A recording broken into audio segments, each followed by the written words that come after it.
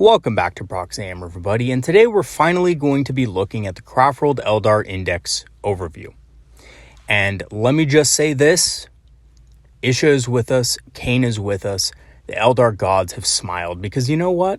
We're actually pretty good. We came out of this thing good. Now, I do want to clarify a few things right off the bat. I do think there's some things that are overtuned. I have had some games in 10th edition now, and there are a few things in the codex which are too good for the points, namely the fire prism. I did play a game where I had 2 fire prisms in it, and yeah, they're way too cheap for what they can do. Let's just put it that way. I think a reasonable cost for them would be about $150. I think hopefully they are readjusted soon so that no one has to, change their whole list and change what they're going to purchase because of the fire prism. But other than that, even at $150, I think it's a great vehicle, and I think it will still see its way in many lists. It's really solid. The other thing that everybody's been talking about, not just Eldar players or people that hate Eldar, which it seems like we get a lot of for some reason, we got a lot of hate in the game, but that is D-weaponry. And a lot of people have been complaining about Strands of Fate interacting with D-weaponry because of the devastating wounds keyword.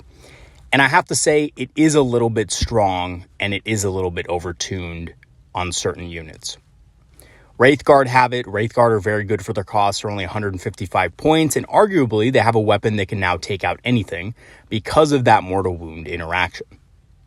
But I'm just going to say this and get it out of the way. Eldar are not the problem here. Devastating wounds are the problem. GW, for some odd reason, thought it'd be a good idea to implement it in the game and basically have it ignore all armor and invulns, but not only that, mortal wounds carry over their damage from the weapon. So if you have a D6 damage weapon and you're firing at a unit of infantry, each single mortal wound is going to kill a model with 1 wound. That shouldn't be how it works. Damage from a weapon should not carry over like that. It's ridiculous. It basically makes big weapons like D-weaponry or, things like on the Hammerhead able to deal with a wide array of targets that they were never meant to deal with. And I'm going to tell you something. There's a very simple fix to this for everybody out there who's complaining about the Eldar. Nerf the Wraith Cannon, Wraithguard, get rid of their devastating wounds. There's a fix to it, and it's called change devastating wounds.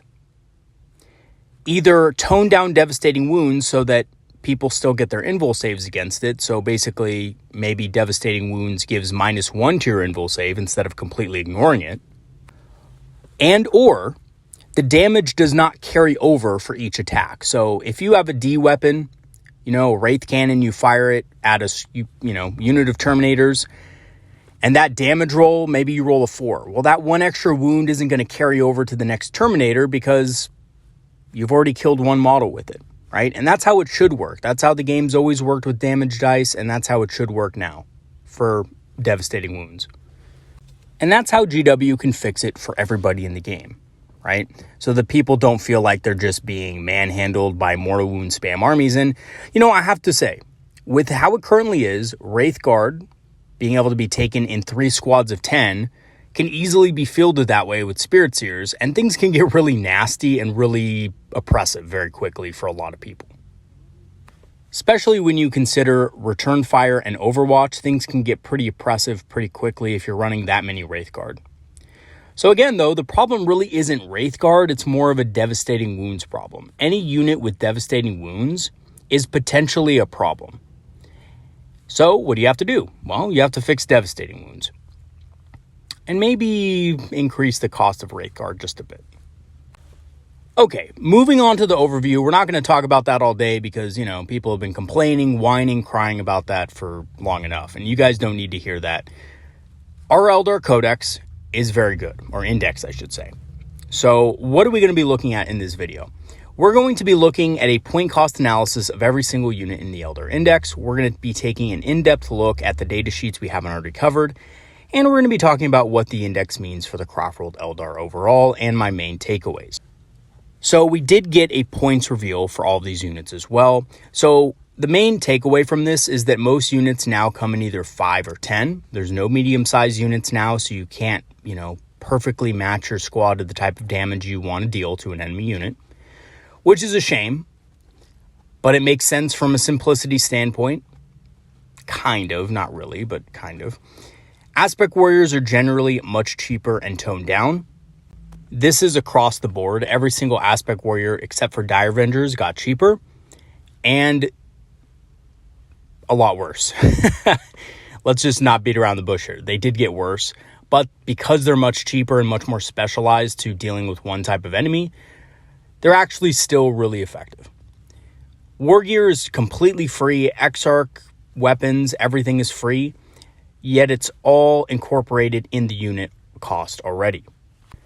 And it seems like to me that every single unit that could take an Eldar heavy weapon is costed for the most expensive heavy weapon, which is the Bright Lance. So in most cases, you're going to be wanting to take a Bright Lance on your Wraith Lords. You're going to be wanting to take Bright Lances on your War Walkers and Vipers because, well, that's what they're costed for. Now, I don't necessarily agree with this kind of mentality. I think it's kind of nuts that GW went out there and said all the weapons are balanced equally. Which, come on, guys, we know this, that they're not, right? Scatter lasers are meant for killing light infantry. Light infantry is usually very cheap. Thus, the scatter laser should be cheap to be cost effective. It shouldn't be the most expensive option, the same as the Bright Lance, right? So, unfortunately, no, the weapons are not all equal. And on most things, you're going to want to take Bright Lances. Occasionally, you're going to want to take scatter lasers on other units, though. For example, Wind Riders are very good with scatter lasers, as well as Shuriken Cannons. I also really like scatter lasers on Shroud Runners, which I'll talk about later in this video. Even though the scatter laser is nerfed, Shroud Runners are still great. So again, I don't necessarily agree with that change that GW did, but the good news is that every faction is abiding by these rules. So it's not just Eldar that are getting this, shit end of the stick. Everybody's getting it. So it kind of makes things a little bit more fair and a little bit more understandable from 10th edition's perspective. All right, so let's go ahead and start off with some of the data sheets we've already seen, but now we have the points costs for. The Farseer SkyRunner is pretty effective at 75 points, allows a unit within 12 to reroll hit rolls with Guide, which is amazing. He needs to join Wind Riders or a Warlock Conclave, it's the SkyRunner version that is, which is pretty good. Warlocks don't really make a great bodyguard for their costs, but Wind Riders do, and they benefit greatly from Guide as well. So that can be a pretty good unit to take with him. Obviously, he's not a lone operative, so it can't be alone. And he can change a fate dice to a 6 while within 12 inches. I think the best place for this guy is probably the back lines. Even though he is fast, he's not going to be unable to be targeted at all anymore when within a certain distance of models. So it's probably best to keep him in the back, guide a Wraith Knight, or guide a big unit of Shroud Runners or something like that. I actually think guide on Shroud Runners, a big unit of 6, is potentially a really good way of getting a sort of a Death Star unit for the Eldar. Shroud Runners are pretty durable to indirect fire weapons, and they also have just so many attacks that if they jump out and shoot, you give them Blade Storm, and they could just basically annihilate so many different types of targets. So I think that's definitely something to look out for. Eldrad, on the other hand, costs 100 points. He gives 3 additional fate dice at the beginning of the game. Again, I think that it's good value in the beginning, but it drops off later. Normal Farseers can change anything to a 6 for, each turn, so you get 5 turns of that. He does have Doom, which debuffs an enemy with +1 to wound when attacking it. Pretty decent, but he does need line of sight for this, and he is on foot. Mind War is also a pretty decent ability. It has the precision. You can do D6 wounds to it. It has anti-infantry 4+, so you can use Strands dice to boost this and kill a character in a unit, but your opponent will get a save against it. Most enemies, at least that are worth killing, have a 2+ or 3+ save or a 4+ invulnerable, so your opponent's basically going to have a 50% chance of saving, and they can always use a command dice reroll as well. So I do really like Eldrad, though. I think he'll have a place in some lists. If you want some additional fate dice in the beginning of the game, that can be pretty good. But again, there's no guarantee you're going to get a fate dice that's a 6, and because he can't change fate dice to a 6 like regular Farseers, I'm not sure how much mileage you're going to get out of this guy in the long course of a game. Regular Farseers are just 65 points, arguably the best version, just because they can sit back with Guardians and cast Fortune, which gives a -1 to wound against enemy attacks to a unit within 12. This can target a Wraith Lord, Wraith Guard, or Wraith Knight, basically anything in the Eldar Index. He does have Eldritch Storm, which is a pretty good psychic ability, and he can change Fate Dice to a 6 while within 12 inches. I think the best part about this guy, though, is that you can just put him with Guardians, and he's a little bit cheaper. And in general, he works really well with a lot of backline units and has a lot of synergy with Guardians, believe it or not, because like Guardians, he wants to sit in the back out of harm's way, casting Fortune on friendly units, and also changing Fate Dice to a 6. And lastly, we have the Avatar of Kane. So he's 295 points, which I think is a fairly acceptable point value for how good he is. He still halves damage. He has massive combat damage and great range damage with sustained hits at D3. He has toughness 12, a 2+ save, a 4+ invul, and of course he gives units within 6 +1 to charge and battle shock rolls. That includes himself, by the way. So he is included in this, so he's pretty resilient to battle shock, and he gets to charge a little bit farther. Personally, I think this guy is great still. He has lost a little bit from his last edition's incarnation, Fortune no longer giving you a 5+ feel no pain, instead giving you a -1 to wound. It's good, but I just don't know if it's as good, right? Also, the lack of range is a little bit concerning. When Farseers want to stay in the back lines, the Avatar wants to charge forward on a mid-objective typically, so there could be range issues there as well. But he's still a solid piece, and I can't wait to play him. Okay, so let's talk about Azerman. Now, we talked about him a little bit before, but now we have a points cost for him. So he is 120 points, which isn't bad. That's a pretty cheap cost for what he is. He doesn't have any revival abilities anymore or things like that, so he's very toned down in that way. He does still have a solid combat profile with devastating wounds and decent shooting with lethal wounds. The big thing about Azerman, though, and the reason why you take him, he gives Dire Avengers +1 to hit, and allows Dire Avengers to overwatch for free, even if you've already used the stratagem this turn. And as you guys know, Dire Avengers overwatch on a 4+ if on an objective. So a really good move with this guy is to stick him in a Wave Serpent with a unit of Dire Avengers. Because of the new transport rules, you can move the Wave Serpent up, you can dump them out on an objective turn 1, shoot something at 18 inches with a +1 to hit, and then in the enemy turn, if they try to move up, you overwatch them. And yes, I realize Dire Avengers have an 18-inch range, so there might be some Overwatch counterplay there. But most likely, if you're on an objective, your opponent is going to want to move up to engage you. And if they're losing movement, trying to get around your Overwatch, then they're not getting on the objectives, and that gives you a huge advantage in the game. Basically allowing you to control the pace of the game from turn 1 or whatever turn you move forward and dumped your Dire Avengers out in. The other cool thing is if you are already in range of a unit, let's say you shoot something like a big unit of Terminators and you kill 3 or 4 of them, well, the Terminators now have a choice. They can either try to engage the Dire Avengers and suffer another round of Overwatch and also have to deal with the Azerman once they charge in, or they can just sit there and do nothing and just shoot their Stormbolters but otherwise be pretty much completely useless. So your opponent's probably going to want to charge forward anyway. You're going to get your Overwatch, and you're going to kill more Terminators, and when they get into combat, they're going to kill some Dire Avengers, but you have a 5+ invul save, and Azerman is going to get in there and clean up house. So yeah, Azerman is very good supporting Dire Avengers, especially in an Alpha Strike Beal-Tan style list, and if you're running one of those lists, I would definitely pick this guy up. Alright, so let's talk about the Autark. So the Autark has 2 versions, one on foot and one with either a warp jump generator or swooping hawk wings. They really don't differentiate between them now. So the Autark is 65 points, which is insanely cheap for what this guy does, which is awesome. And he generates 1 command point per round if he's your warlord. So that already pretty much makes him an auto-include.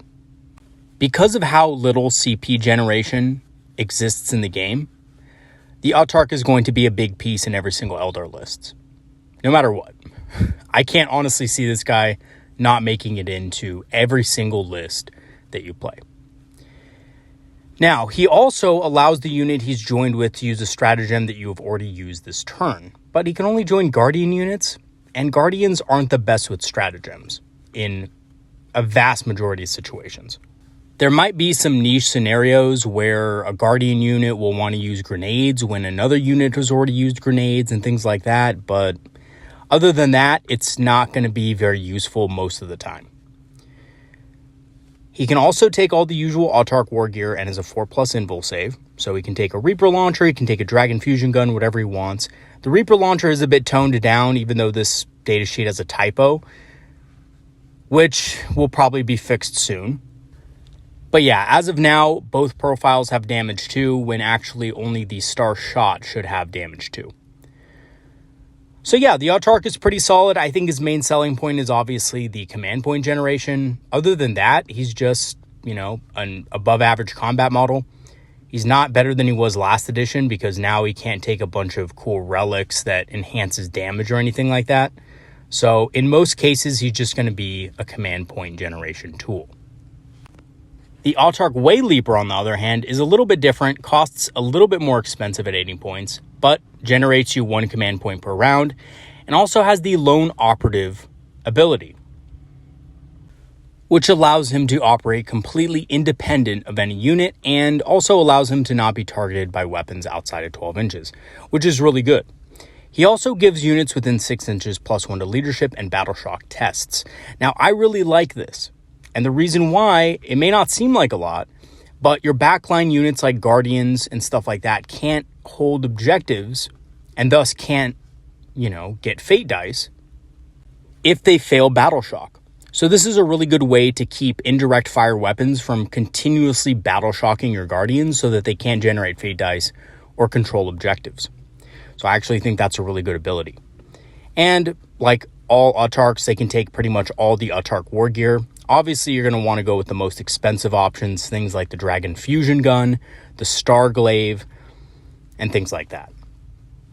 As far as the debate between Banshee Mask and Manda Blasters, I don't really think it matters too much, but I will say this. If you do have a Star Glaive, Devastating Wounds will do double the amount of wounds because the Star Glaive actually has damage too. So that might be a good possible combination, but always strikes first is always a good rule to have as well. He doesn't confer it to a unit because obviously he's not in a unit, but it does allow him to strike first and get the first attacks in your enemy turn. Now, there's a third iteration of the Autark I didn't mention. There's a reason I didn't mention him. It's the Autark SkyRunner. Used to be a pretty good model, now completely useless. 80 points, gives you a command point per round. If he joins Wind Riders, he can auto-advance 6 inches with them. Again, that's not the greatest on Wind Riders because they're not going to be wanting to advance. They're going to be wanting to shoot their shuriken cannons. And just like before, his war gear is extremely limited to what comes in the box set, which is only a fusion gun, a Banshee blade, and a laser lance. GW, please make a new one of this guy so we don't have to see this profile anymore. And basically, yeah, he just doesn't do anything that a regular Autark couldn't do, and he just does it worse, and he also can't join any squad except for Wind Riders. So in most cases, you're not going to be taking this guy. Okay, so on to Corsair VoidReavers. Now, all you pirate lovers out there are going to love this because Corsair VoidReavers and VoidScarred are now some of the best units in the Codex. And there's a reason why. First, they both have scouts. Now, we'll talk about the VoidReavers first. Basically, they're an OC2 unit, so they're a battle line unit, which is really good. It means you can take up to 6 of them. So if you wanted to run your full Corsair army, you now can. It's very easy to do so, actually. And you can definitely convert all your Corsairs, Wave Serpents and Vipers to look very piratical, if you wanted to. What they do is they reroll ones to hit, but if they're targeting an enemy on an objective, they get to reroll all their hits. So they basically get an inbuilt guide now, which is fantastic. They also have a scout move of 7 inches, which helps them get up the field early with their shuriken rifles so that they can target enemies on turn 1.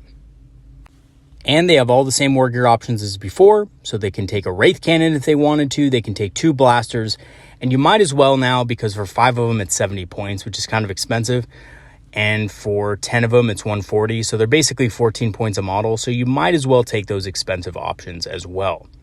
Now, they don't have Strands of Fate, unfortunately.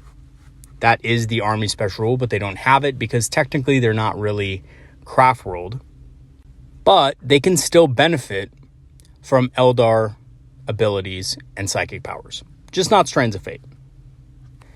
And I believe that they can also benefit from Unparalleled Mastery, if I'm not mistaken. So correct me if I'm wrong on that, but I'm pretty sure they can. They just don't have the Strands of Fate rule. Moving on to their VoidScarred cousins. The VoidScarred are essentially an assassin unit. So you remember when we did that video way back where we kind of thought about making up our own aspect warriors and things like that, and one of the aspect warrior ideas I had was an assassin unit? Well, these guys basically do the same thing now. So you pick an enemy unit at the start of the game, and for the remainder, they get lethal hits and precision when targeting that unit. This is massive, because it essentially allows your Wraith Cannon and Blasters to target an enemy character right out of a unit. Which, again, Blasters are pretty high strength, pretty high damage, and high AP. They're definitely going to be able to nuke a character out of a unit. Same thing with the Wraith Cannon. Now, yeah, they don't have Strands of Fate, but they still have Unparalleled Mastery. And they also have a scout move of 7 inches, so they can get into a better position to take out that character early on in the game. They are a little bit more expensive at 90 points for 5 and 180 points for 10, but remember that they also have the Executioner ability, which is a anti-infantry 2+, 3 attack, strength 6, AP -2, D3 damage, psychic shooting attack, that also has precision against the unit you targeted at the beginning of the game. So yes, I think these guys are going to be great. They're going to be great assassins. They're going to be better assassins than Ilik Nightspear. They're going to be better assassins than Rangers. They're going to really take it to that enemy character. Now, they only get to pick one unit to do this to, but I still think that even after that unit is destroyed and gone, they're still going to have uses on the battlefield. So yeah, these guys are going to be very good as well. So if you do want to do your Corsair Pirate Army, you can take 6 units of Corsair VoidReavers and 3 units of these, and you're good to go. Because honestly, they look very scary. Okay, so on to Baharth. And let's just say those of you who enjoyed Baharth last edition are not going to enjoy him this edition. He's much more toned down than he was.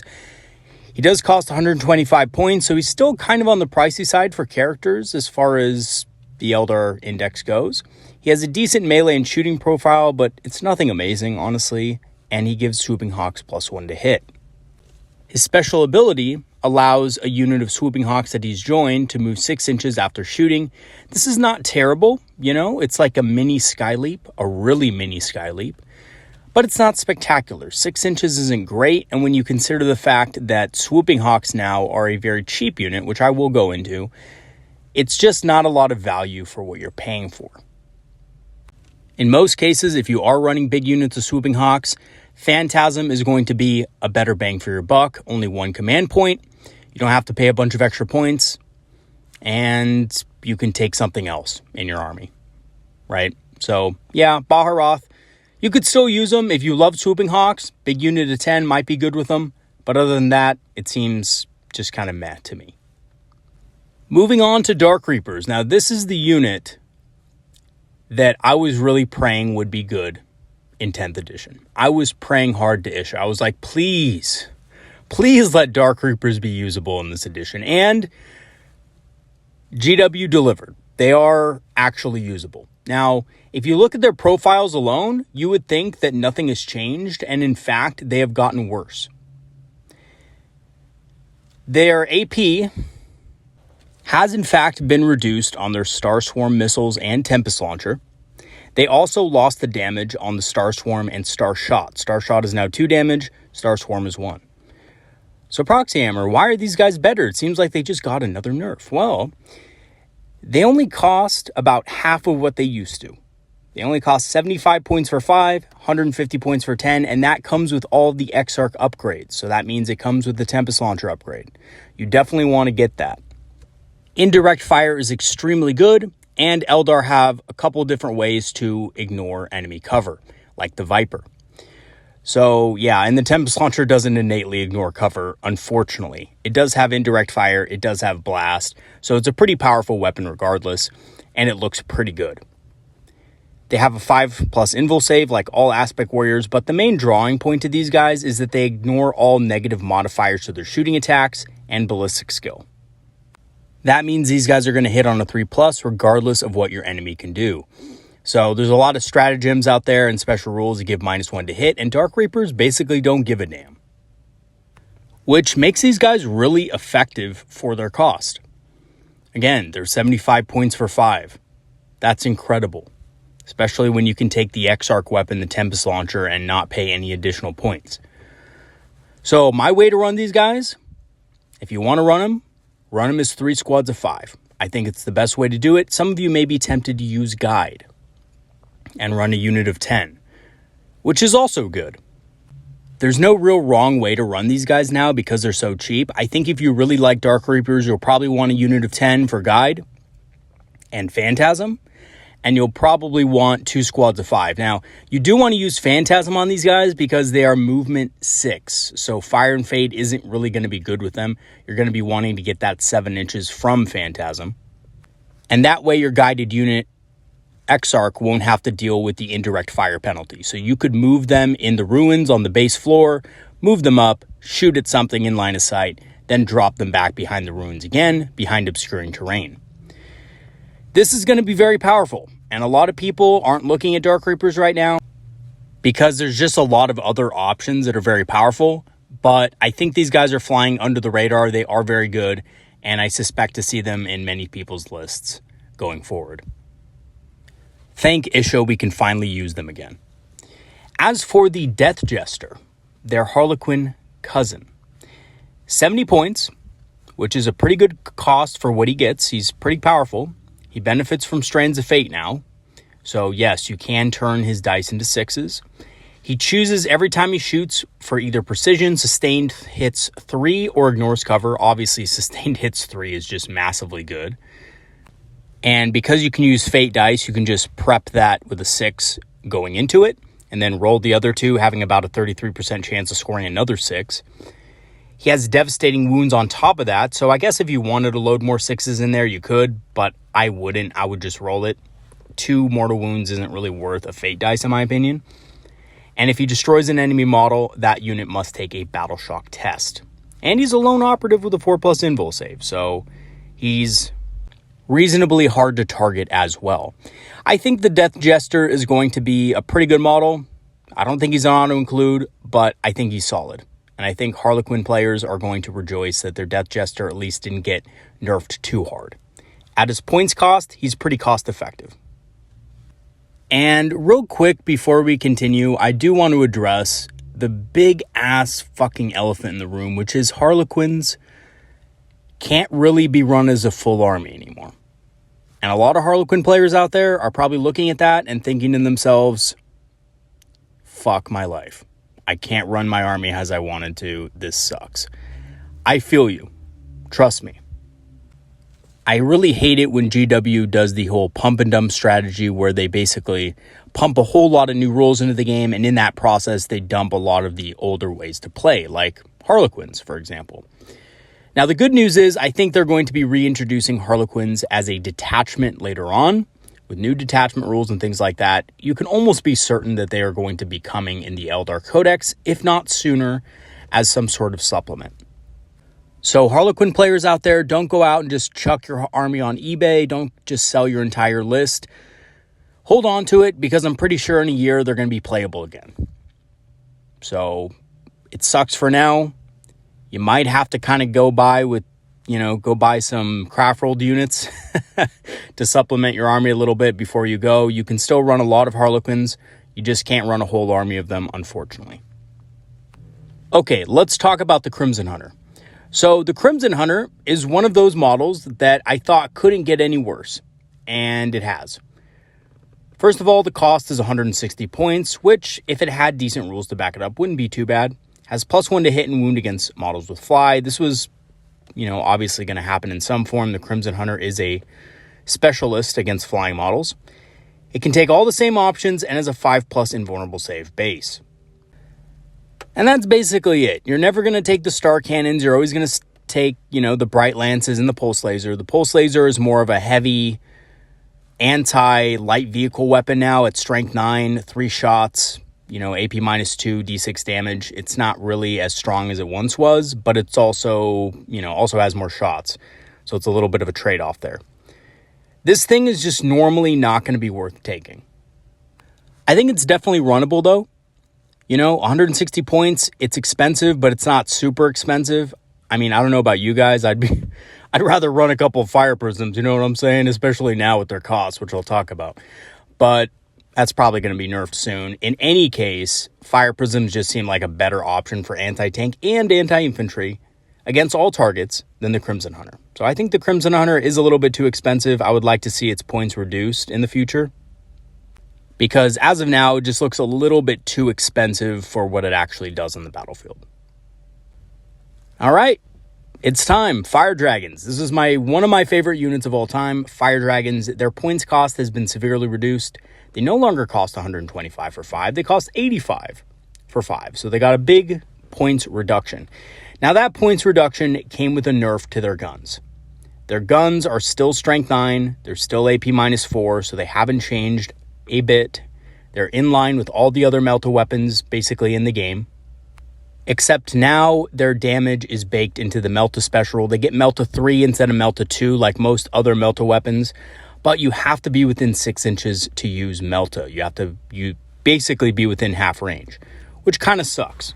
That's incredibly short, and it basically makes that, you know, sure, these guys cannot be adequately, you know, disembarked from deep strike. So if you're having any designs about a deep striking Falcon list, I would put those to rest right now. Unfortunately, it just looks like these guys won't be effective against things out of deep strike because of their Melta rule and their very short range. However, they are much cheaper. So again, that makes sense that they would be nerfed a little bit. The Fire Pike also looks great. It's range 18, strength 12. So this is basically a super bright lance, and it still has Melta 3. So again, if you are within 9, which also puts you out of deep strike range with the Melta, you can get some pretty serious damage out on that thing, which is pretty awesome, and you don't have to pay any extra points for it. They are now still toughness 3 once again. Now, obviously, they should have never been toughness 4. GW keeps going back and forth on this, whether or not they should be toughness 4. Just leave them toughness 3 and give them something else, okay? I know they're supposed to be a little tougher than normal, but maybe just give them a 2+ save, or, hey, I have an idea, don't even give them any defensive bonuses, and just give them more damage. Or if you're really dead set on giving them something defensive, give them Feel No Pain, right? Just like Fagan, which we're going to talk about right now because he is a beast. Fagan has returned, everybody, and he is awesome. He used to be the laughingstock of the Phoenix Lords. He's had a serious glow up. He is looking fresh. He is looking fine. 2009.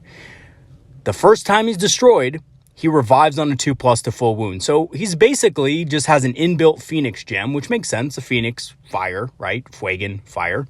Has a 5+ Feel No Pain on top of this. Is extremely tough. His weapon has 2 profiles, a sustained hits one, which is good against infantry targets, and a Melta 6 profile at strength 14. If this guy's within 9 inches of a tank that has 12 wounds or less, with Strands Dice, he can one-shot it. Of course, it'll still get its invul save, but still. Very good. Very much improved from last edition. He also has a great combat profile.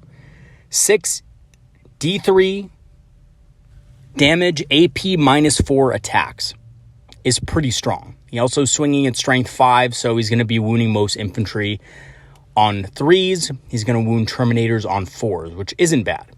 He also gives Fire Dragons +1 to hit. So this guy is really good in Fire Dragons, and I would even say that you could run this guy in Fire Dragons and they could be Terminator Hunters. Because they have D6 damage, they could, if you wanted to run them this way, deep strike, hit a squad of Terminators, and then when the Terminators inevitably charge the Fire Dragons, Fagan can come out and basically beat them down in combat. Now, you will lose the Fire Dragons, but again, Fire Dragons are only 85 points. You really don't care about the Fire Dragons. You're really trying to kill the Terminators, and this guy can bring it down. Again, against a unit of Terminators, this guy probably wins because he can be revived. So, yeah, pretty strong model in my opinion.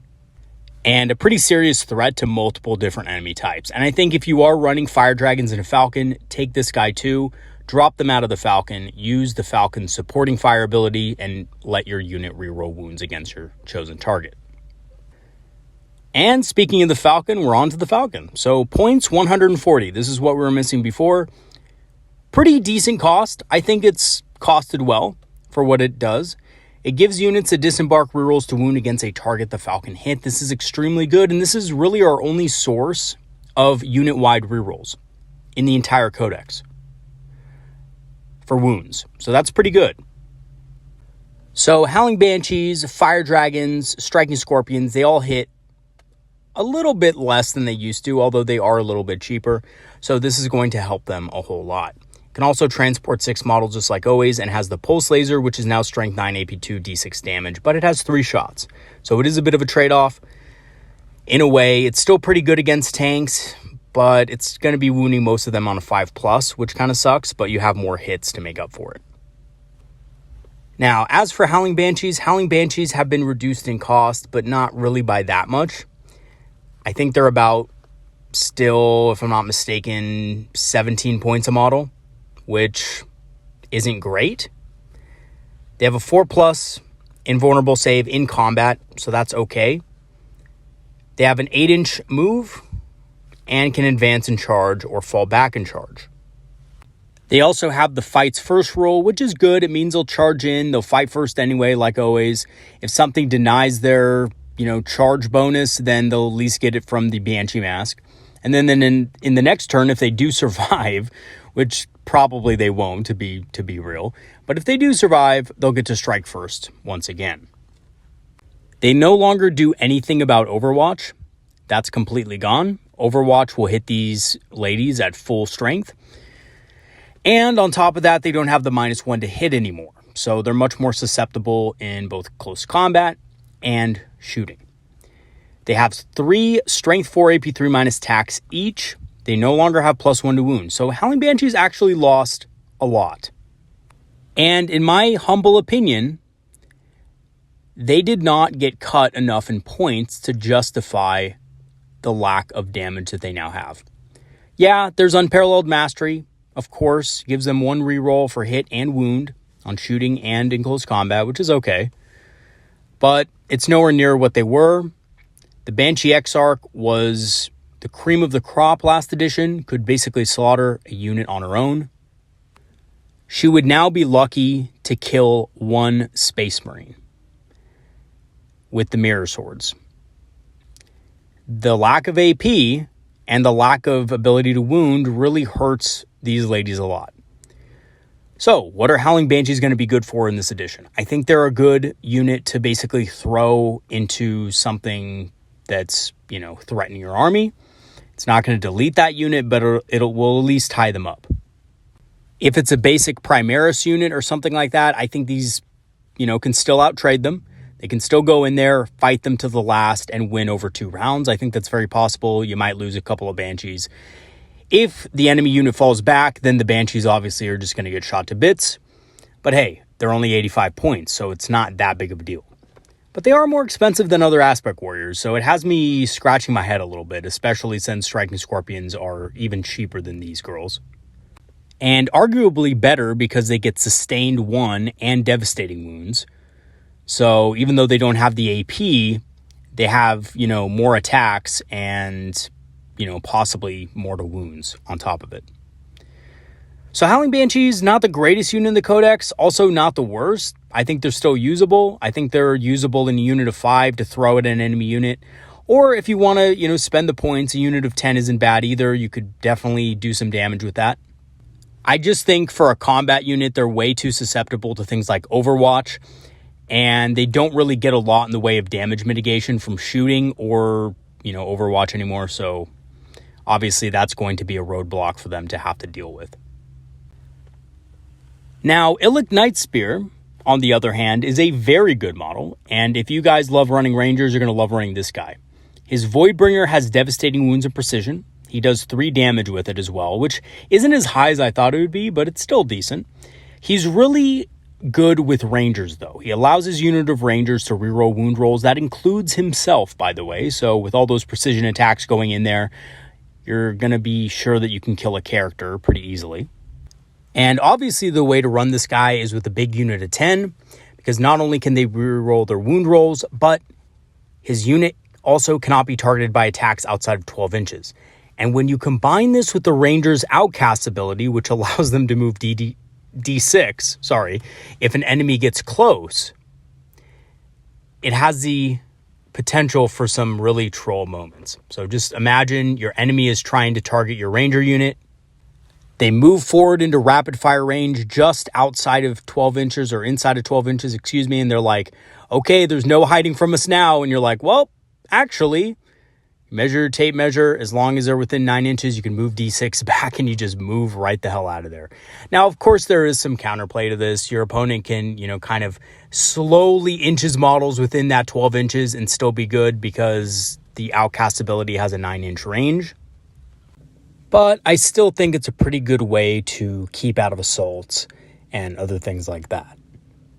Moving on to the Hemlock Wraith Fighter. So for 155 points, the Hemlock Wraith Fighter has gotten much worse. Now, yes, it's much lower points, but it was never costed great to begin with.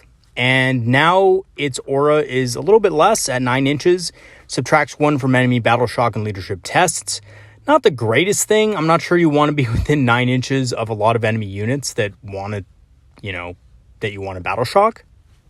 But it's not the worst aura in the world. Now, the biggest change of this guy is that it has no offensive psychic shooting attack. It's a psyker, but it has no psychic shooting anymore, so that kind of sucks. It does have 2 heavy D sights, which are decent. They hit on 4+, they have blast, they have damage too. They're not the worst in the world, but they're also not the greatest. And that's it. That's all it has. And to be honest, I think you're paying a lot for the aura. The aura is not that good. It's going to be useful in some circumstances, but for 155 points, I would rather just kill that unit, right? For 155 points, I can take something that will kill that unit and not have to worry about battle shock. So yeah, I think it's just one of those models that unfortunately, if you have one, it's going to sit on the shelf for a while, or if you just want to have fun with it, it's going to be okay, but it's not going to be anything special. Malgan Raw is another bit of a disappointment. He does have devastating wounds on his range attack, which is okay, but he's the most expensive Phoenix Lord at 130 points. His AP got reduced on his weapon to 1. He does get to reroll hits and wounds against units below half strength, but again, this is not going to always happen. Oftentimes, Eldar just want to either kill enemy units outright, or they don't want to shoot them at all. And to be honest, I think the biggest thing he does is he gives +1 to hit to Dark Reapers in his unit. So if you have a unit of 10, you love running Dark Reapers, Malgan Raw is going to be a good addition to them because he can basically give them +1 to hit. And, his range damage is okay. It's not terrible. It's also not that good, but again, it's not the worst in the world. He does have devastating wounds, which is pretty decent with 6 attacks. Now we come to the Night Spinner. Now, Night Spinner is very good now. I'm very happy with where the Night Spinner is at. So not only does it have devastating wounds, blast, twin-linked, and indirect fire with D6 +3 attacks, each unit it hits also cannot advance and is at -2 to its movement characteristic. That's massive for keeping slow-moving units off of objectives in the early game. Does your Death Guard opponent have a unit of 10 Blight Lord Terminators that are going to walk onto an objective and basically stay there for the next 3 turns, taking shot after shot after shot without dying? Well, you don't have to worry about that anymore because that unit is going to be movement 2 and can't advance and will never get to that objective. They'll be lucky to get there by turn 5. So yeah, is the Night Spinner great? Absolutely. I think the Night Spinner is fantastic. Even with devastating wounds and twin linked, this thing is normally not going to be just pumping out damage left and right. But with its ability that basically ensures that a unit can advance and is at -2 movement, that's very powerful. And I think the Night Spinner holds a place in most Eldar lists just because of the fact that you only need one of them to slow down an enemy unit and prevent it from getting to an objective in the first place. That's exactly what Eldar want to do because they're not good at holding objectives themselves. All right, let's talk about Jane Czar. So, unfortunately, Jane Czar is also a little bit nerfed, but the good news is she's only 105 points. Now, here's the thing about Jane Czar that I find kind of troubling is that she can use the Heroic Intervention stratagem for free, but here's the thing. You're not going to be really using the heroic stratagem that much with Howling Banshees. They're a pretty fragile unit. They're even more fragile than before. They don't have the -1 to hit. And there are going to be some niche situations where you might use this and it might be useful, but it's not going to be every game, and it's certainly not probably that great, especially when compared with the other Phoenix Lords. She does give Banshees +1 to hit, and she has a solid melee profile, but other than that, she has nothing special. She doesn't even have an improved invul save in close combat. No devastating wounds, no sustained hits, just 6 attacks on her strike profile and 12 attacks on her sweep profile. Still pretty decent, but just nothing to write home about. Can't really see many people taking Jane Czar over other characters. So, yeah, she's decent. If you want to run her with Howling Banshee, she can be a very cool kind of addition to the unit. Especially a unit of 5, she can really boost fairly well. But she's just not going to be something that's incredibly needed in a list that even does include Howling Banshees in it. The Shadow Seer is back from the Harlequins. She is 60 points. She gives her unit stealth, and her unit can reroll advances and advance and charge in the same turn. I just want to say this is a far cry from what Harlequins once had. Harlequins can no longer advance and charge, by the way. That's something that only the Shadow Seer can give a troop. So that's unfortunate, big time. And unfortunately, you cannot include a Shadow Seer and a Troop Master in the same unit. That's no longer an option. Unless I missed it somewhere, I don't think you can do it like you can with Warlocks and other units. So you have to choose, do I want my unit to reroll advances and advance and charge? Or do I want my unit to have devastating wounds? Yes, the Troop Master does indeed give the troop devastating wounds. Which, in my humble opinion, is much better. So, unfortunately, the Shadow Seer just not that great. And I don't even think the Shadow Seer, if I'm not mistaken, has an offensive psychic shooting attack.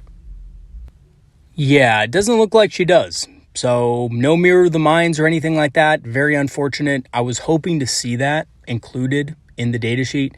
But it looks like the Shadow Seer is just kind of a, slight buff to your unit's durability with stealth, which is, again, another far cry from what they once had. And gives her unit reroll advances and advance and charge, which is good, but not spectacular. On to Shining Spears. And guys, Shining Spears, when I saw these and I read through their profile, I was so disappointed. I was literally very ashen-faced to just absolutely shocked. Shining Spears have increased to 120 points for 3 or 240 for 6. Which is 5 points more than they were. Yeah, you don't have to pay for Exarch powers anymore. Yeah, you don't have to pay for the Exarch's weaponry, but the Paragon Saber was free anyways. The Laser Lance was free. The Exarch power we don't get anyway now. They're at -1 to hit against range attacks, or I think all attacks now, which, okay, sure. Decent, but they're probably going to die if your opponent can draw line of sight to them. They do get a 4+ invulnerable save if you advance or charge until your next turn, which again is decent, but it's nothing spectacular, and yes, they will die if your opponent can draw line of sight. Their Laser Lance went down to Strength 4, AP -2, so they're losing basically 2 AP in melee and 2 Strength. And they lost an AP at range, but gained the Lance rule. So here's the thing. The Lance rule is a +1 to wound when you charge.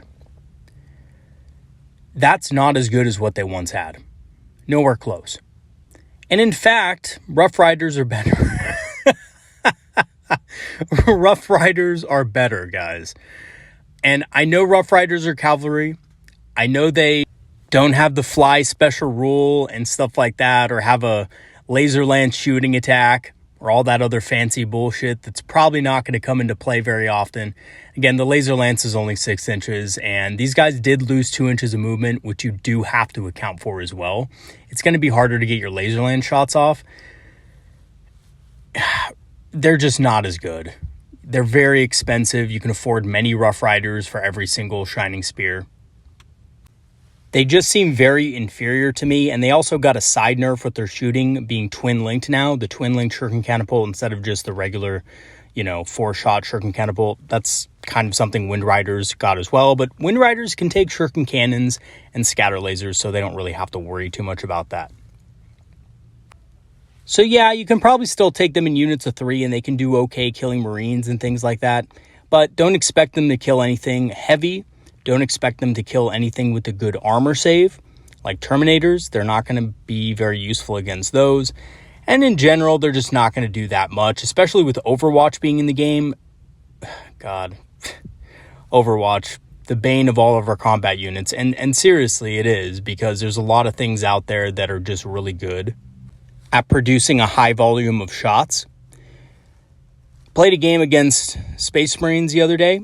And I'm telling you, those Devastators, I think they're called Devastators, those guys with the missile launchers and the indirect fire, just absolutely rip apart our combat units when we get within 24 inches because they have indirect fire, and they could just slaughter us, and it doesn't even matter that they hit on 6s, honestly, because there's so many attacks that you're going to lose models from just sheer weight of fire.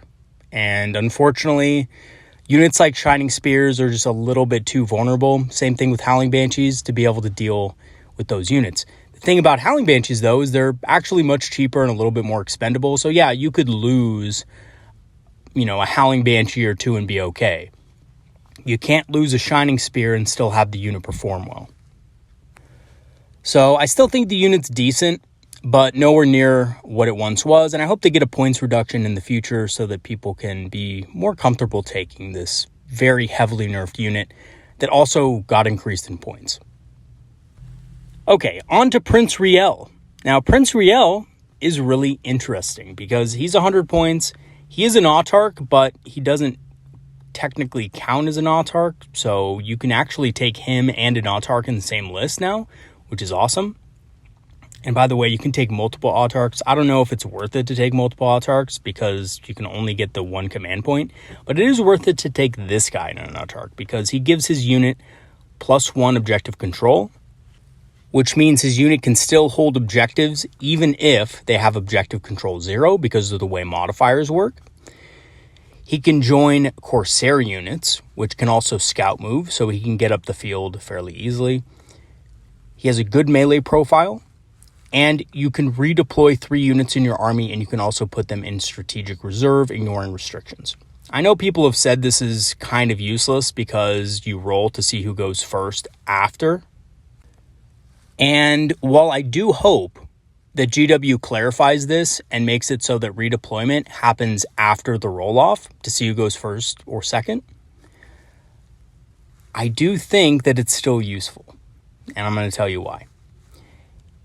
Your opponent is going to be setting up their army 1 unit at a time, just like you. There will be times when your opponent counters your deployment. And there will be situations where you will want to deploy something aggressively to see if your opponent matches them and probe for weaknesses in your opponent's line. And then, if your opponent is savvy and deploys correctly, then you can redeploy your units after. Is this as good as it once was? No, I don't think so at all. Obviously, if you end up going second and you deploy a lot of things poorly, that's going to go badly for you regardless whether you redeploy or not. And a lot of the times you're just not going to want to take that risk of deploying stuff aggressively and then all of a sudden just getting second turn and just having your army wiped, right? So yeah, it's not as good as before. I hope GW kind of clarifies that and makes it after the roll to see who goes first, but it's still good. It's not bad, and you can redeploy them in strategic reserve, ignoring restrictions. And that's pretty cool, because basically what that means is you can have more than 25% of your army in reserve. So yeah, this guy's pretty cool, I think, and he has a pretty cool ability. I was actually scouring eBay the other day trying to find a cheap copy of him, one of those old metal models, but unfortunately I couldn't, and I probably never will now. Because he's out of print and all the old metal models are extremely expensive, and the fine cast I'm just not going to buy because I know it'll just come broken. Okay, so moving on to Skyweavers, this was actually a unit that I rarely used. and I actually never really used it. I think I proxied it one time just to try out the unit in a small game. And they were okay. I think they're too expensive even now. 95 points for 2 of them is a bit high, a bit pricey for what their durability is. Of course, they're Harlequins, so, that was never high to begin with, but now they have even less survivability. They can't really get any cool aura buffs from the Harlequins anymore because all of those cool aura buffs are gone. Things like Mirror Architect completely out. They do inflict mortal wounds to units they move over, but again, movement 14, it's only immortal on a 4+. You can only take these guys in units of 2 or 4. You're not going to inflict that many mortal wounds. I'm sorry, it's just not that good of an ability. It's not solid. They do have solid shooting attacks, though. The Star Bolas and Haywire Cannons are pretty effective. But it's nothing we can't get elsewhere in the army. And that's what I think I have a problem with the most, is that Haywire weapons are really good against vehicles. But with Strands of Fate, Bright Lances, and things like that, Wraith weaponry, D-weaponry, we don't really need it. They do also have a 4+ invulnerable save shared with other Harlequin units. And if you do want to give them the Zephyr Blade, they are decent in combat. But again, they're not fantastic. And overall, I think they're probably just a little bit too expensive for what they give you on the battlefield. But I could be wrong. If you guys have used these in 10th edition to great effect, let me know. So onto our favorite turn 1 charge, we have the Solitaire. Comes in at 115 points, can advance and charge, has lone operative. Once per game, he can get 2d6 extra movement and +3 attacks, so he'll have 12 attacks. He's pretty much the same as he was last edition. He kind of does the same thing, which is great. Obviously, he has 3 wounds, which is much worse, but he does have a 3+ invulnerable save. And he has 9 attacks base. So this guy's really good as a bullet. And also, there's no restrictions now on just taking him by himself. You can take him completely by himself. He's a lone operative. He's very good at dealing with infantry units and even characters if you can get into combat with them. He's an exceptional model. If you want to use his 2d6 extra movement, he has movement base of 12. You roll that, you get an average of 7. He's going to be moving 19 inches base plus his charge. That gives him a 28-inch threat range. That's pretty awesome. That means this guy can hide behind something fairly easily. He has the lone operative, so people have to get close to kill him. And then he can charge right into combat, slaughter a bunch of infantry. He still has the lone operative ability. And on top of it all, he has a 3+ invul save, so you can stack those 3s on Strands of Fate to try to keep him alive. So I actually think this guy is pretty good, actually. The 3+ invul save does him some favors. And he has a solid melee profile to back it up. All right. On to Shroud Runners. So Shroud Runners I've been looking forward to seeing because they're actually one of my favorite units in the entire index now. I don't know what it is. I didn't like them at first. Now I love them. They're great. And I have some good news. They're still great. And they're probably going to be an auto-include for a lot of armies, at least as a unit of 3. And here's why. They're 80 points for 3, 160 for 6, so they're a little bit cheaper. And this is probably to account for the loss in ballistic skill. They did lose a ballistic skill. They do hit on 3+ now. And probably to account for the loss of a strength on the scatter laser. But their special ability is really what sets them apart. They can target a unit within 12 inches and all units in your army get lethal hits against it. Yes, that's right. Everything gets lethal hits against it, which is amazing. It is just extremely strong for the cost. Yeah, you have to be within 12 inches. You probably don't want to be, close to enemy units. I get it. But guess what? There's always fire and fade, right? You can move 14 inches back with these guys.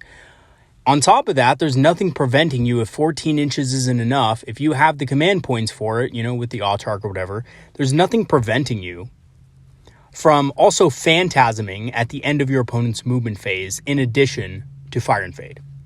So turn 1, if you really want to get close to that enemy Terminator unit to blast them with, your high-powered weaponry or just even your shuriken catapults, you can do it if you need to. So I think that's a really good ability. They have Scouts 9. They also have Stealth, which is great. That's something they didn't have before. They didn't have Stealth before. Rangers didn't have Stealth base. So that's really cool. They have a 5+ invul save against shooting. And of course, they're armed with the Scatter Laser and Ranger Long Rifle. And lastly, I think you really want to run these guys in one or two ways, either as a huge unit that can benefit from guide and benefit from its own ability. By the way, it can benefit from its own ability, and you can put Blade Storm on the unit if you wanted to.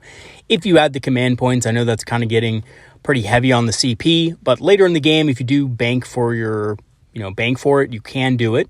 Scatter lasers and Ranger long rifles are both very good with Blade Storm and guide. A big unit of 6 of these guys is going to be cheaper than Warwalkers with scatter lasers by far, and they're going to be much quicker, and they're going to throw out a lot more shots because they also have the Ranger long rifles. You put guide on them, and they become extremely effective at killing infantry. But not only that, in the late game, if your opponent has something big on an objective, you can give your whole army lethal hits against it. So, pretty awesome unit, and in my opinion, one of the best units in the new index. And then we have the Star Weaver. So the Star Weaver actually allows Harlequin units to embark at the end of the fight phase as long as they are not engaged, I think within 6 inches of it. And some Harlequin players might notice that this is actually worse than what they had before via the stratagem. So what they could do before is the Harlequins could charge in, fight, kill the enemy unit, and then before the enemy unit had the chance to strike back, the Harlequins could use that stratagem and move back in the Star Weaver. Now you have to wait until the end of the fight phase, so it's a little bit more interactive, but it's also a little bit just, not as good. It has Fire Index 6, it's open-topped, and has a 4+ invulnerable save as well. So while it's not quite as good as it was before, I think it did get -1 to hit at range before as well. I don't think it has that anymore. It lost that ability. It's still pretty good for Harlequin units. If you do still want to run 6 Harlequins or 5 Harlequins and a Troop Master in this thing, I don't think that would be bad. I actually think Harlequins hit pretty hard on charge, even if they don't, advance in charge anymore and things like that. Well, we all saw this coming, Swooping Hawks. I knew they were going to lose Skyleap. I just knew it. And they did. They didn't lose it in terms of the ability name, but they lost essentially what the ability was. So they do have lethal hits on their last blasters still. Their last blasters are still good at clearing infantry. They're much cheaper at 75 points or 150 for 10, meaning they're about 15 points a model. So they're not that expensive. They're a pretty cheap unit. But then again, with these rules, they need to be. They have one special rule. They can go back into reserve at the end of your opponent's turn. Now, luckily, it's not just strategic reserve because they have the deep strike ability. Due to a new GW ruling, you can also deep strike using Skyleap. So if you go into strategic reserve via some ability and you have the deep strike ability, you can just deep strike onto the battlefield, which is much better. So they can get a little bit of a better board position if they want to via the Skyleap ability. It's not as good as it was before. It doesn't allow you to move, shoot, then move again. Unfortunately, but they're cheap enough to where if you lose them, it's not that big of a deal. They are very good against infantry. They do have lethal hits base. The real question is, are these guys as good as Dire Avengers? Because Dire Avengers also have lethal hits. And they have AP -1 on their weapons. So yeah, Dire Avengers and these guys compete basically for the same thing, killing infantry, but also having the lethal hits to do damage to bigger stuff. Typically, it just depends if you're willing to pay for a Wave Serpent, and if you want 4+ or 5+ Overwatch, or you want a unit that can move faster and reposition to different areas of the board. Personally, I think it might be worth it to take a unit of 5 of these guys just for the option to reposition across the other side of the board if you need to. But they're certainly not an auto-include as they were before, and, they don't really do that much altogether. They're, again, primary role is going to be anti-infantry. They can reposition if they want to. At the end of your opponent's movement phase, your opponent will get the chance to shoot them if they want. That's why I wouldn't keep him as a squad of 10. I'd just keep him as a small unit of 5, something that's not very threatening. Okay. Moving on to the Spirit Seer. So the Spirit Seer costs 65 points, gives Wraith units +1 to hit and lethal hits. It can join any Wraith unit except for the Wraith Knight, so even Wraith Lords, by the way, which is pretty cool. It can resurrect 1 model in your command phase. So whether or not it can resurrect a Wraith Lord is kind of up for debate. I don't think it can, just because once the Wraith Lord dies, the bodyguard unit is slain and removed from play. So unfortunately, I don't think you can do that, but there's nothing in the rules preventing you from doing it. So if you wanted to be that guy, I guess you could say that. There's nothing preventing you from doing it in the rules. However, my interpretation and a lot of players' interpretation is once a unit's destroyed, you can't bring models back into it. So GW will probably clarify this in an upcoming FAQ or errata. Other than that, the Spirit Seer is looking phenomenal. Giving Wraiths +1 to hit is amazing. Giving them lethal hits is really strong, especially on units like D-Sites. I didn't even think, to be honest, when I saw the Wraithguard at first, the D-Sites were going to be great. But with lethal hits, they are. Also, +1 to hit, they're very lethal. They're very good. The regular Wraithguard, of course, are the ones that are problematic right now with the, devastating wounds keyword that everybody's so up in arms about.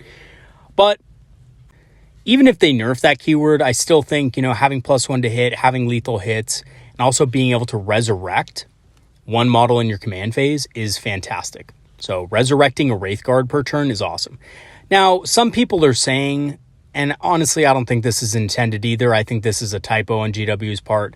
It says in the command phase, which means both command phases. So technically, you can resurrect a model in both your and the opponent's command phase. Obviously, this isn't intended, but even after they FAQ this or errata this away, it's still going to be an amazing character to attach to Wraithguard or Wraithblades. It's going to be absolutely brutal. So Spirit Seers, my friends, are actually now good. Thank Isha. And honestly, between you and me, if you're taking more Wraith units in your army, you're taking 3 Wraith units in your army, or even just 2, I would take multiple Spirit Seers. I would attach a Spirit Seer to each Wraith unit. It's just that good. It really adds a lot of value to the unit, and it adds a lot of durability. So your opponent really does have to just one-round the Wraithguard or Wraithblades to be able to basically get rid of them. Okay, on to the Harlequin troop. So Harlequins now have a kind of an awkward point cost. It's 75 points for 5, 90 for 6, 165 for 10, and I believe 180 for 11. Kind of weird, but there you go. They're 15 points a model, so they're more expensive than they used to be technically. Just base costed, but, they do take the Harlequin special weapon now for free, so there is that. They lost their flip belts ability, so unfortunately, they're just not going to be able to move through enemy models anymore, which is big. And I feel really sad for Harlequin players because, they lost a lot of the movement shenanigans that they could pull in the assault phase. The Harlequin special weapon used to be the Caress, Kiss, and Embrace. Lost an AP and lost the damage. It's slightly worse, but they do get +1 to wound when charging. So overall, I think the unit is still effective as a combat unit. They hit pretty hard on charge, especially with the Harlequin special weapon. But unfortunately, they're just not as good as they were before. So actually, though, I think with the Troop Master, they're on par or much better point for point than Striking Scorpions. So they are still very good. They're just not as good as they used to be. So moving on to the Yinkarn. The Yinkarn is still a beast. It's still half damage taken. Costs 270, so it's not that high in points. Has a 4+ invul save and can replace a destroyed unit once per phase. This is a little bit limited than it used to be, but as far as I can tell, you can still charge after it's used. So even though it's only once per phase, if your opponent makes a mistake, you can get a pretty nice charge off on it. And I was actually thinking of doing a little bit of a trick with Corsair VoidScarred or Rangers, basically infiltrating them or moving them up with a scout move. Hopefully something overwatches them, they die, and then the Yinkarn can replace that unit. Still move because there's no restrictions on moving after this, it seems like, unless it's errated or FAQ'd later, and then shooting and then getting a charge off in your turn. It's a little bit cheesy, honestly. I'm not sure if this counts as coming from reserve. If it does count as coming from reserve, you won't be able to move. You can still charge, you can still shoot, but you won't be able to move further. So I don't know exactly the wording of this, But if somebody knows, let me know, because if not, you can easily just basically throw a unit of Rangers in the trash, throw them into an Infernus unit or something like that, and then have the Incarn make a turn 1 charge on a very strong unit that your opponent has. The other thing I wasn't sure about is whether you could take the Incarn with the Avatar of Kane, but it looks like you can unless you take Yvraine. So if you take Yvraine, you can't take both, but if you don't, it's not faction locked anymore, so you could just take both if you wanted to. I'm not sure if this is the best strategy, but it's cool. It's really fun to take both avatars in a single game, which is something we haven't been able to do yet, so that's really awesome. And yeah, basically just a really powerful model still. Still has all of its teleport shenanigans and stuff like that, so really exciting to actually bind this guy. I do not actually own a model. I've always proxied it. Every time I've tried it out, I've just proxied it with a base. But I'm actually thinking of buying it because it seems really fun to play. So moving on to the next member of the Triumvirate, the Visarch. So the Visarch is 90 points. He gives fight first to his unit. When he fights, he can choose to have sustained hits too, devastating wounds, or lethal hits, which is all pretty good. And his attacks have precision. He's basically a character assassin now. He's really good with Yvraine. Yvraine can join basically any Witch squad, Harlequin squad, or, Aspect Warrior unit. So, well, not Aspect Warriors, but, Storm Guardians or Reavers. I meant to say VoidScarred, but yeah. She can join VoidScarred units. She can join Witch units, Guardian units, stuff like that. So she's pretty flexible in the units that she can join up with. And he can join with her whatever unit she's with, which is pretty awesome as well.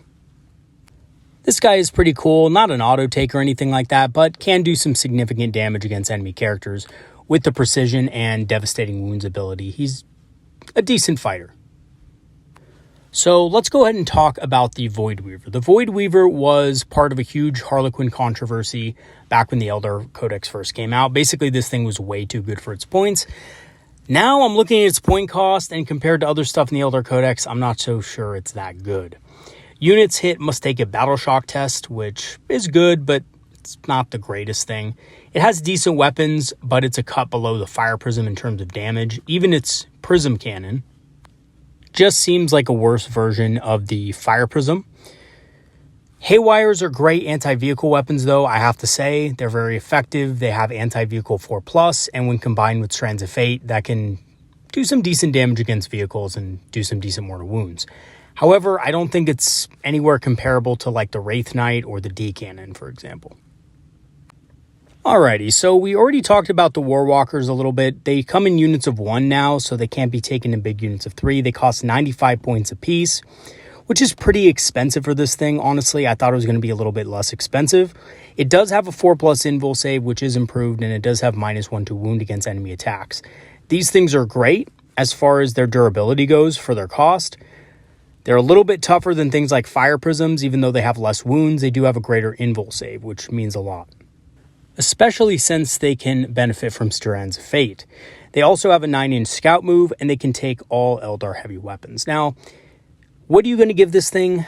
Well, you're going to give it Bright Lances because this thing is so expensive that any other weapon would just not be cost effective. Scatter lasers are cheaper on things like Shroud Runners, so you're not going to give it that. Shuriken cannons are cheaper on Wind Riders, so you're not going to give it that. You're most likely going to just want to give it the good old-fashioned dual Bright Lances and call it a day.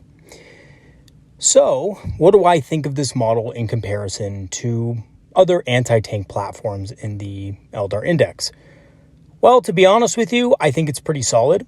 I think the Viper at 75 points is pretty good because of its ability to ignore cover and allow the rest of your army to ignore cover.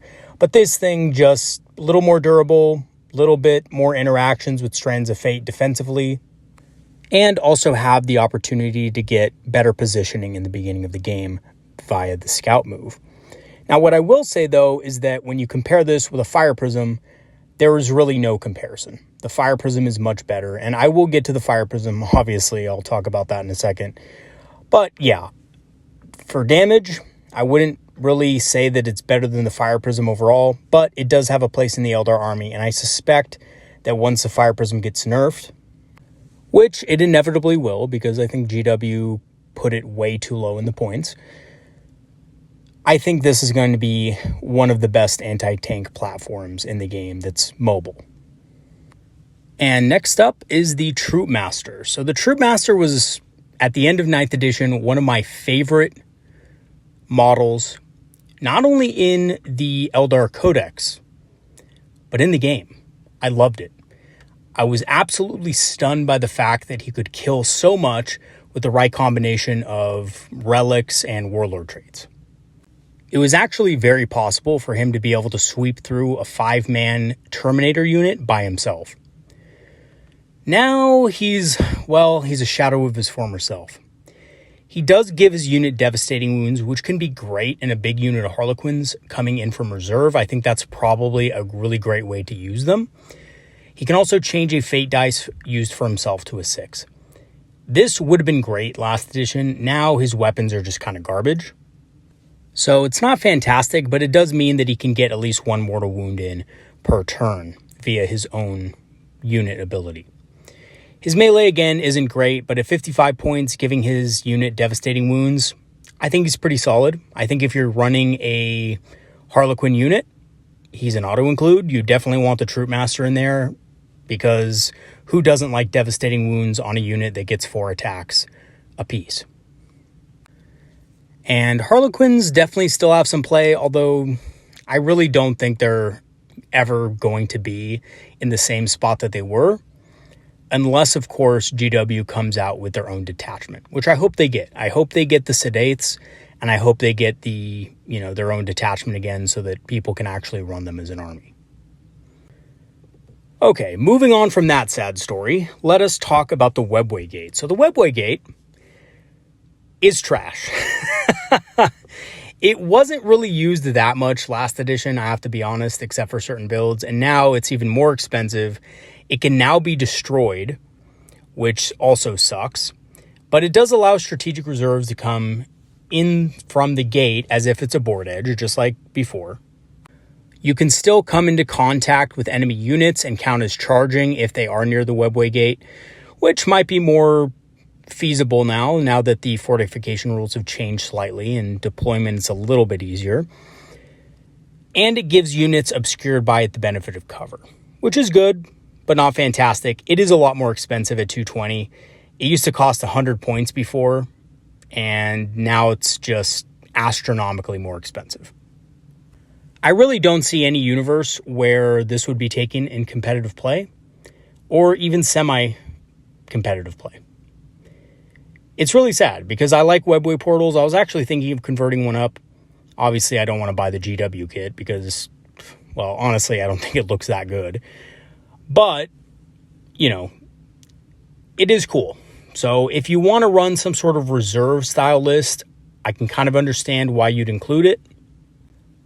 But between you and me, I'd rather have 220 more points worth of models on the field. I'd rather have another unit of Wraith Guard and a unit of Rangers or something like that rather than this. Okay, so speaking about things that got a heavy nerf, we have the Warlock on foot. So we already saw the Warlock on jet bike, and now the Warlock on foot costs 45 points. It has the option of giving a unit an automatic 6 to their advance, so basically quicken, or enemy units suffer -2 to their charge rolls. Both of these effects are considerably worse than they were before. Quicken and Restrain are much worse. I was hoping they'd be better, but it just doesn't look like we had any luck in that department. So you can basically only attach these guys to Storm Guardians and Guardian Defenders. I actually think this guy might be better in a Storm Guardian unit, even though Storm Guardians aren't the greatest. In a Guardian Defender unit, the only thing I could really see this guy maybe doing is preventing a charge every once in a while. But again, he costs 45 points, which is almost half of the Guardian unit. He can join other units even if there's another character in it. So if you have an Autark or a Farseer in a unit of Guardians, he can still join in, which is nice. But again, you're probably not going to be putting a Farseer in Storm Guardians. You're probably not going to be putting an Autark in Storm Guardians. At least I wouldn't. Probably just keep them cheap and expendable if you are using them that way. And I just really don't think the Warlock has much play this edition as a character. The Wave Serpent is 120 points. We kind of talked about this in the last video. I wasn't that impressed with it At its point value, though, I have to say, it is a decent transport. It's only 120 points, which is pretty cheap for what you get. Even though the weapon is twin-linked, it does get a 5+ invulnerable save. That's against everything, either in combat or at range.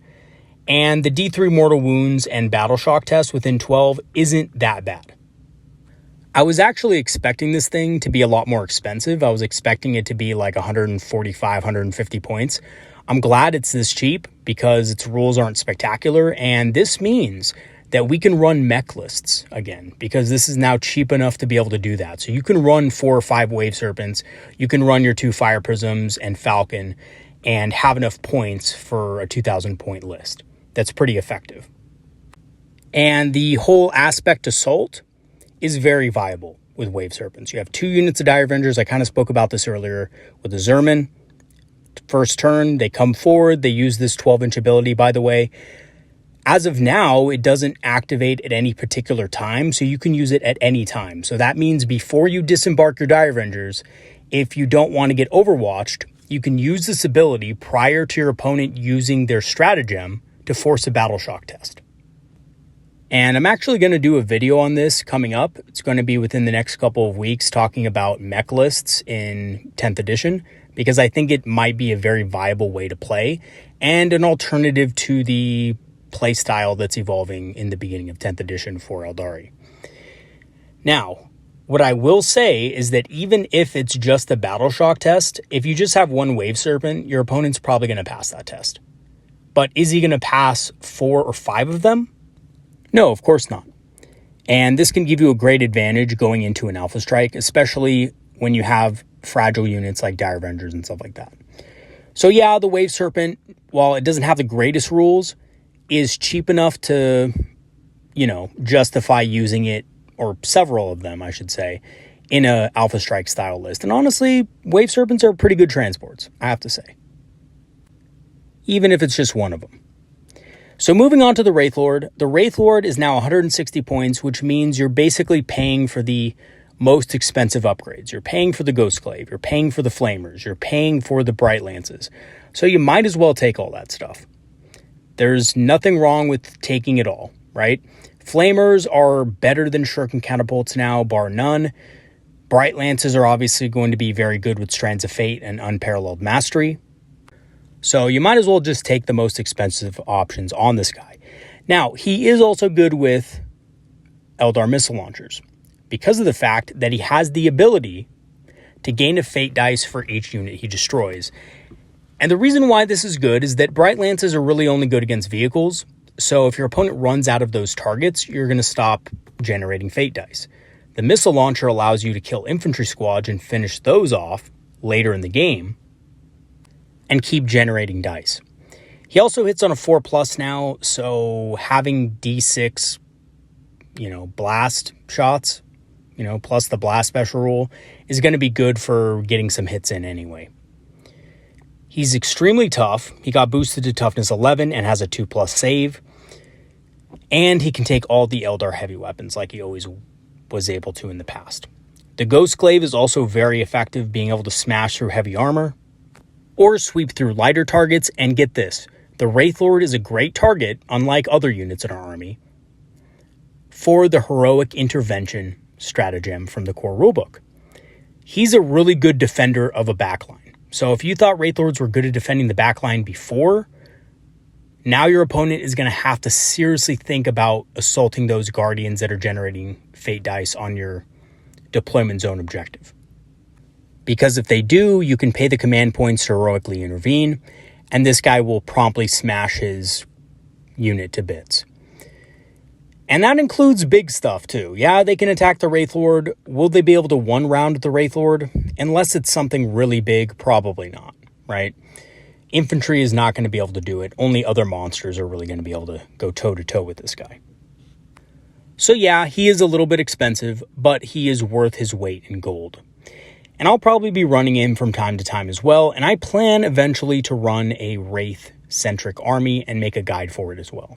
So stay tuned for that. That'll probably be within the next month or so after I'm done with my mech list.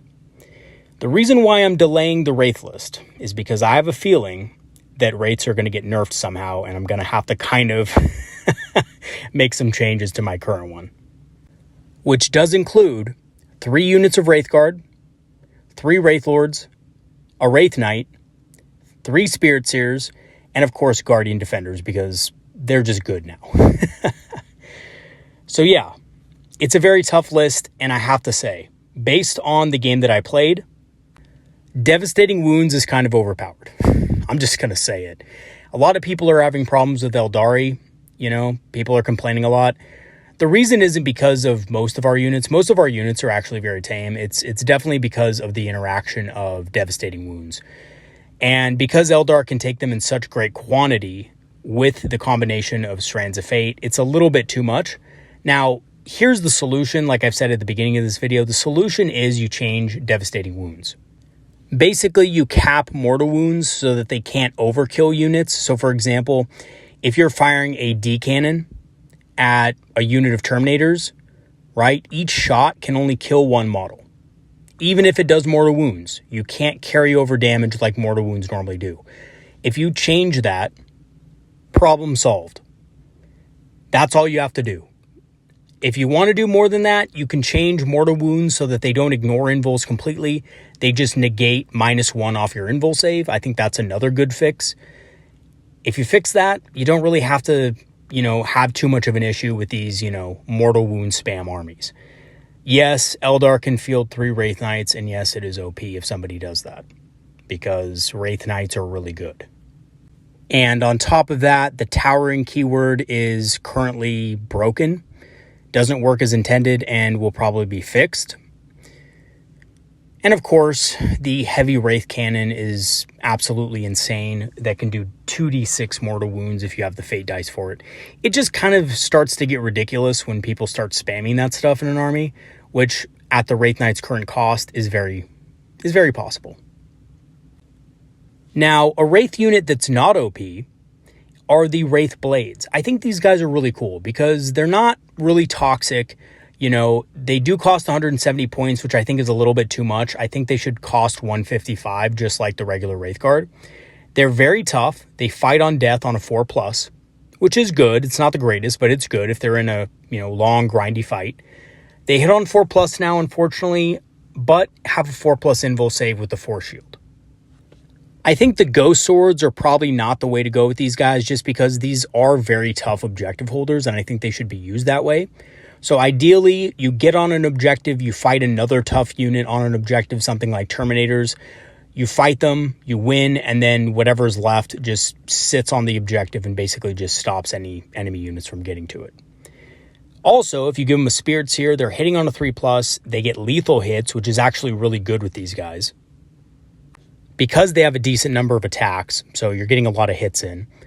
And on top of it, the Spirit Seer allows you to resurrect. So that's every turn. Again, it's probably not intended that it be every turn. It's probably just intended that it's during your turn. But as of now, you can resurrect each round 2 Wraith Blades. So that's a very tough unit that will stick on an objective very well.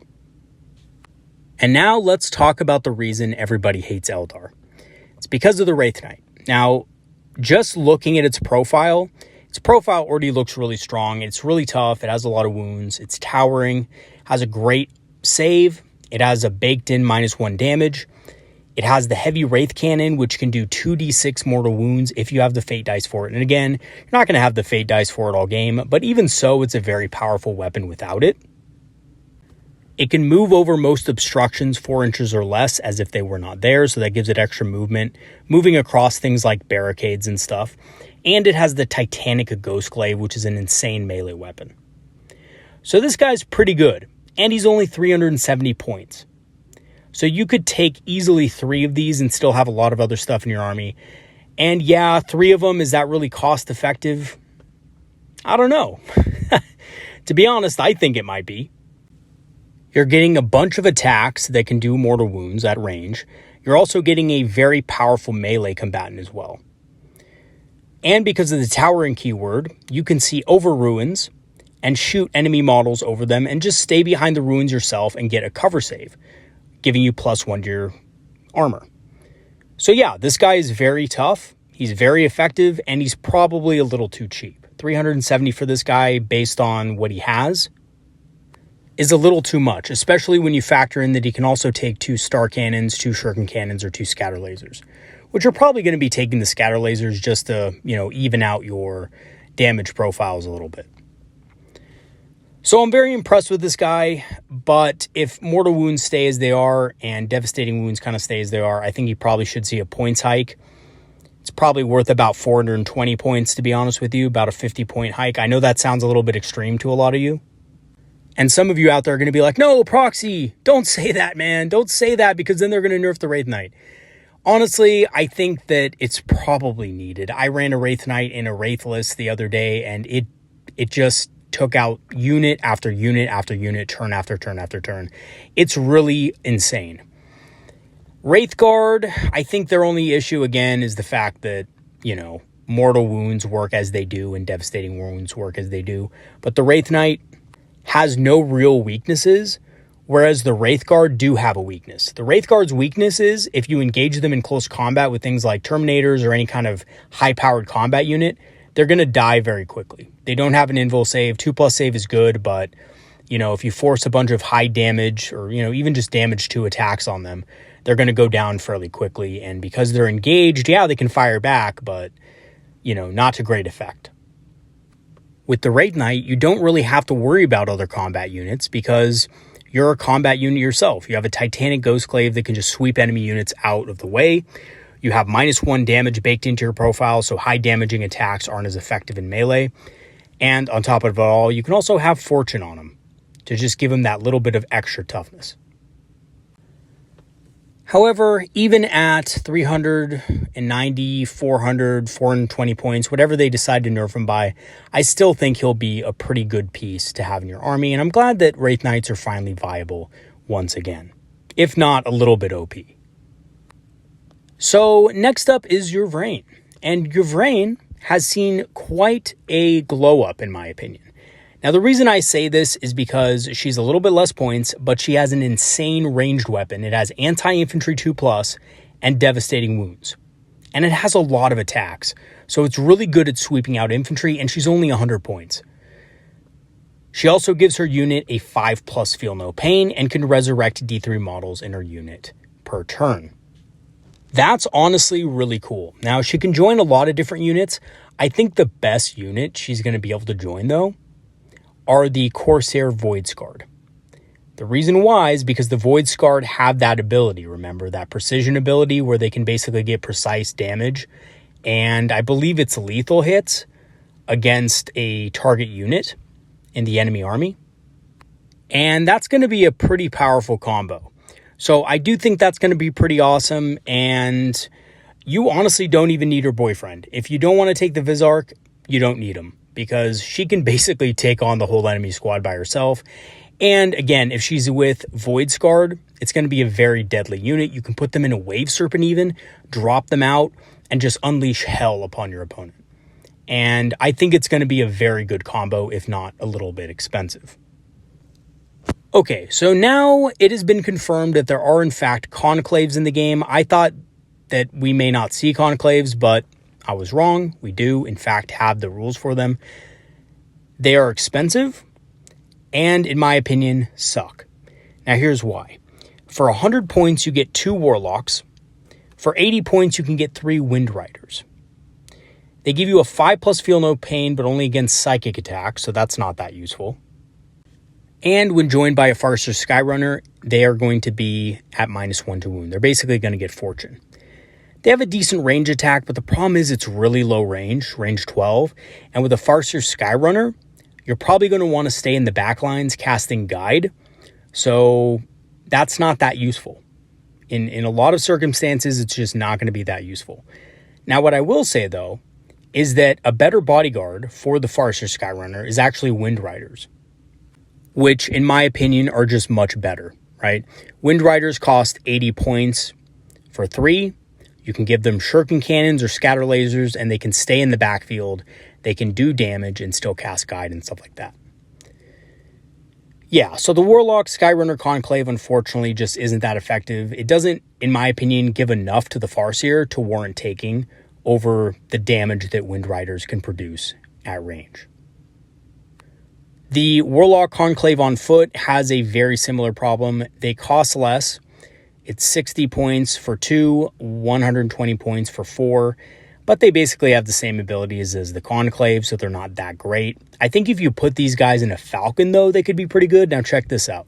You take 4 of them, you put them in a Falcon with a Farseer, and they can actually come out and do some really good damage, right? They auto-hit with their Destructor ability, and they get to reroll wounds. And that includes the Farseer. So the Farseer has Eldritch Storm, you can reroll wounds with that thing, and I think that's a pretty good unit. The problem is it's kind of expensive. You pay a premium for these guys. So yeah, it's a fairly tough unit. You know, in general, -1 to wound is just okay. You know, you can't double up on Fortune, which kind of sucks. But, you know, the good news is that you can reroll wounds when out of a Falcon. So I think this is probably the best way to run them. But just be prepared to pay a lot of points for them if you want to run them in that fashion. And now we move on to the Fire Prism. So the Fire Prism, to many Eldar players' delight, is only 125 points. We kind of already went over the Fire Prism in the last video, but just to recap, it has a massive focus damage. It can draw line of sight through other Fire Prisms, and it can reroll 1 hit roll and wound reroll as part of its datasheet, in addition to Unparalleled Mastery. That is pretty amazing for 125 points. It also gets a Disperse Shot that's good against infantry. So a lot of you out there are probably thinking that the only problem with the Eldar Codex is the de-weaponry interaction. Actually, this is an issue too, and the reason why, it's just too good for its cost. Only 125 points for this thing when the Warwalker is 95 points for 2 Bright Lances.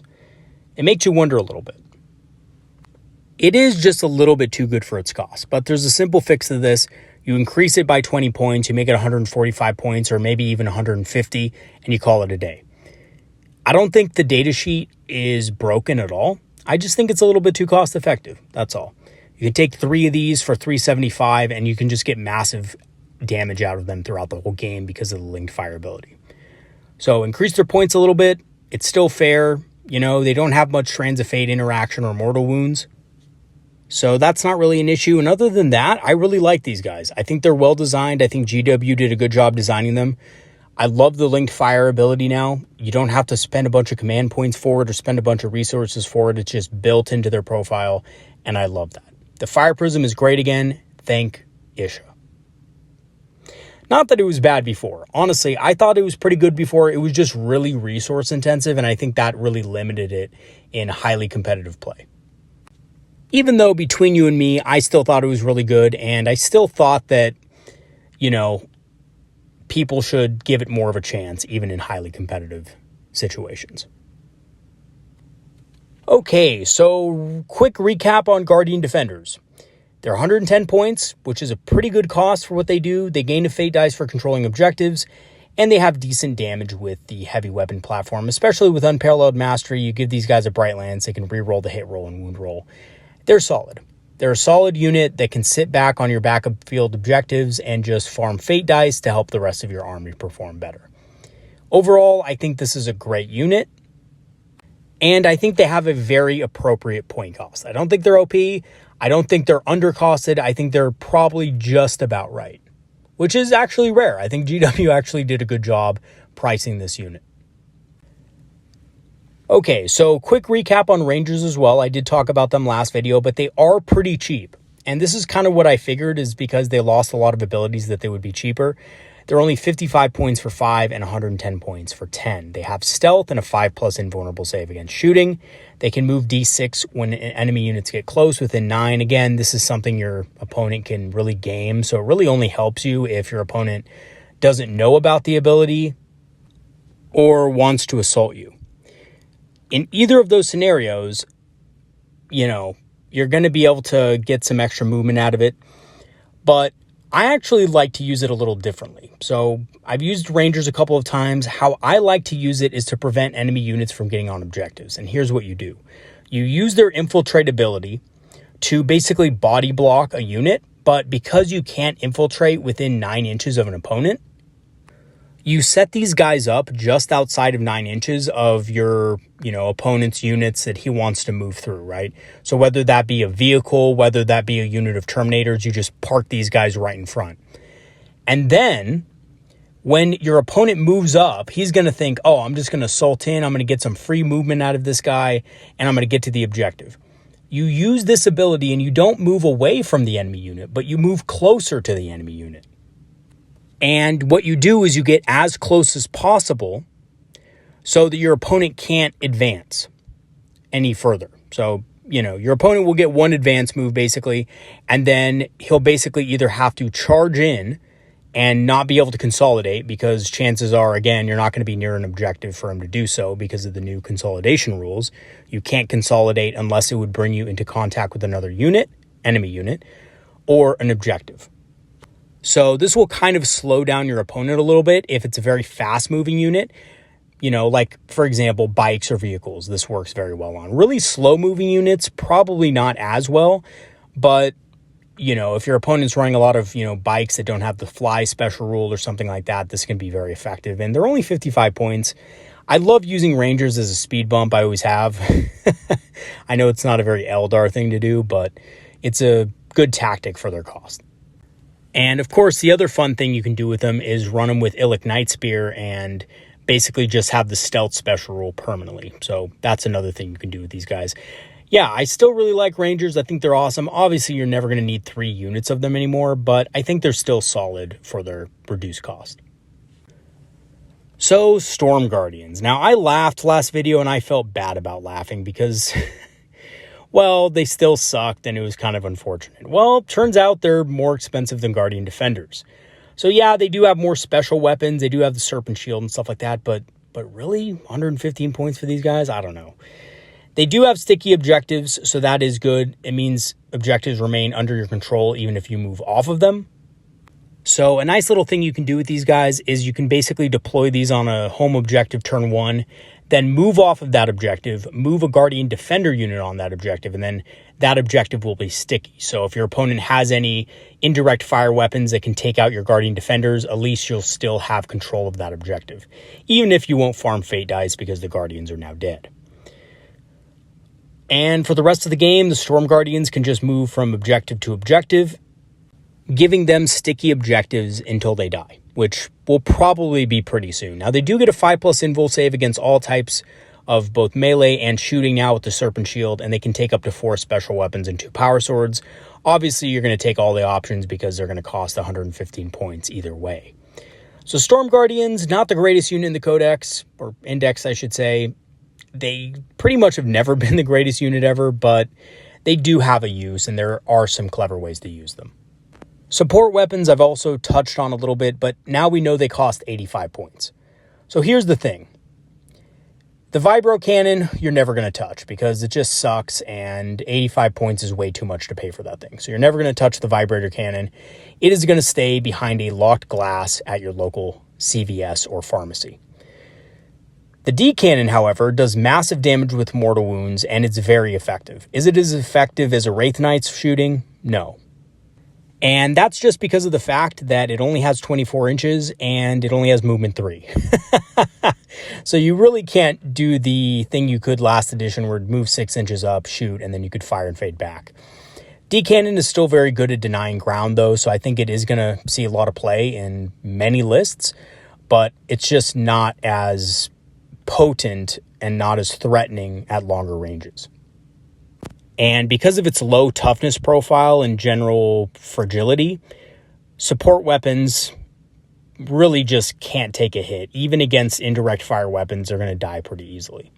They only have a 4+ save, and they only have a handful of wounds, so they're not going to do well against heavy indirect fire. The Shadow Weaver is a good light infantry weapon. It's great for proccing that artillery barrage to give units -1 ballistic skill, or -1 to hit, I should say. And yeah, that's basically it. Support weapons are pretty good. I think the Shadow Weaver is probably a little bit less effective than the D-Cannon for the points, but it's still a good option if you want to debuff enemy shooting. Striking Scorpions are one of the better combat units in our Codex.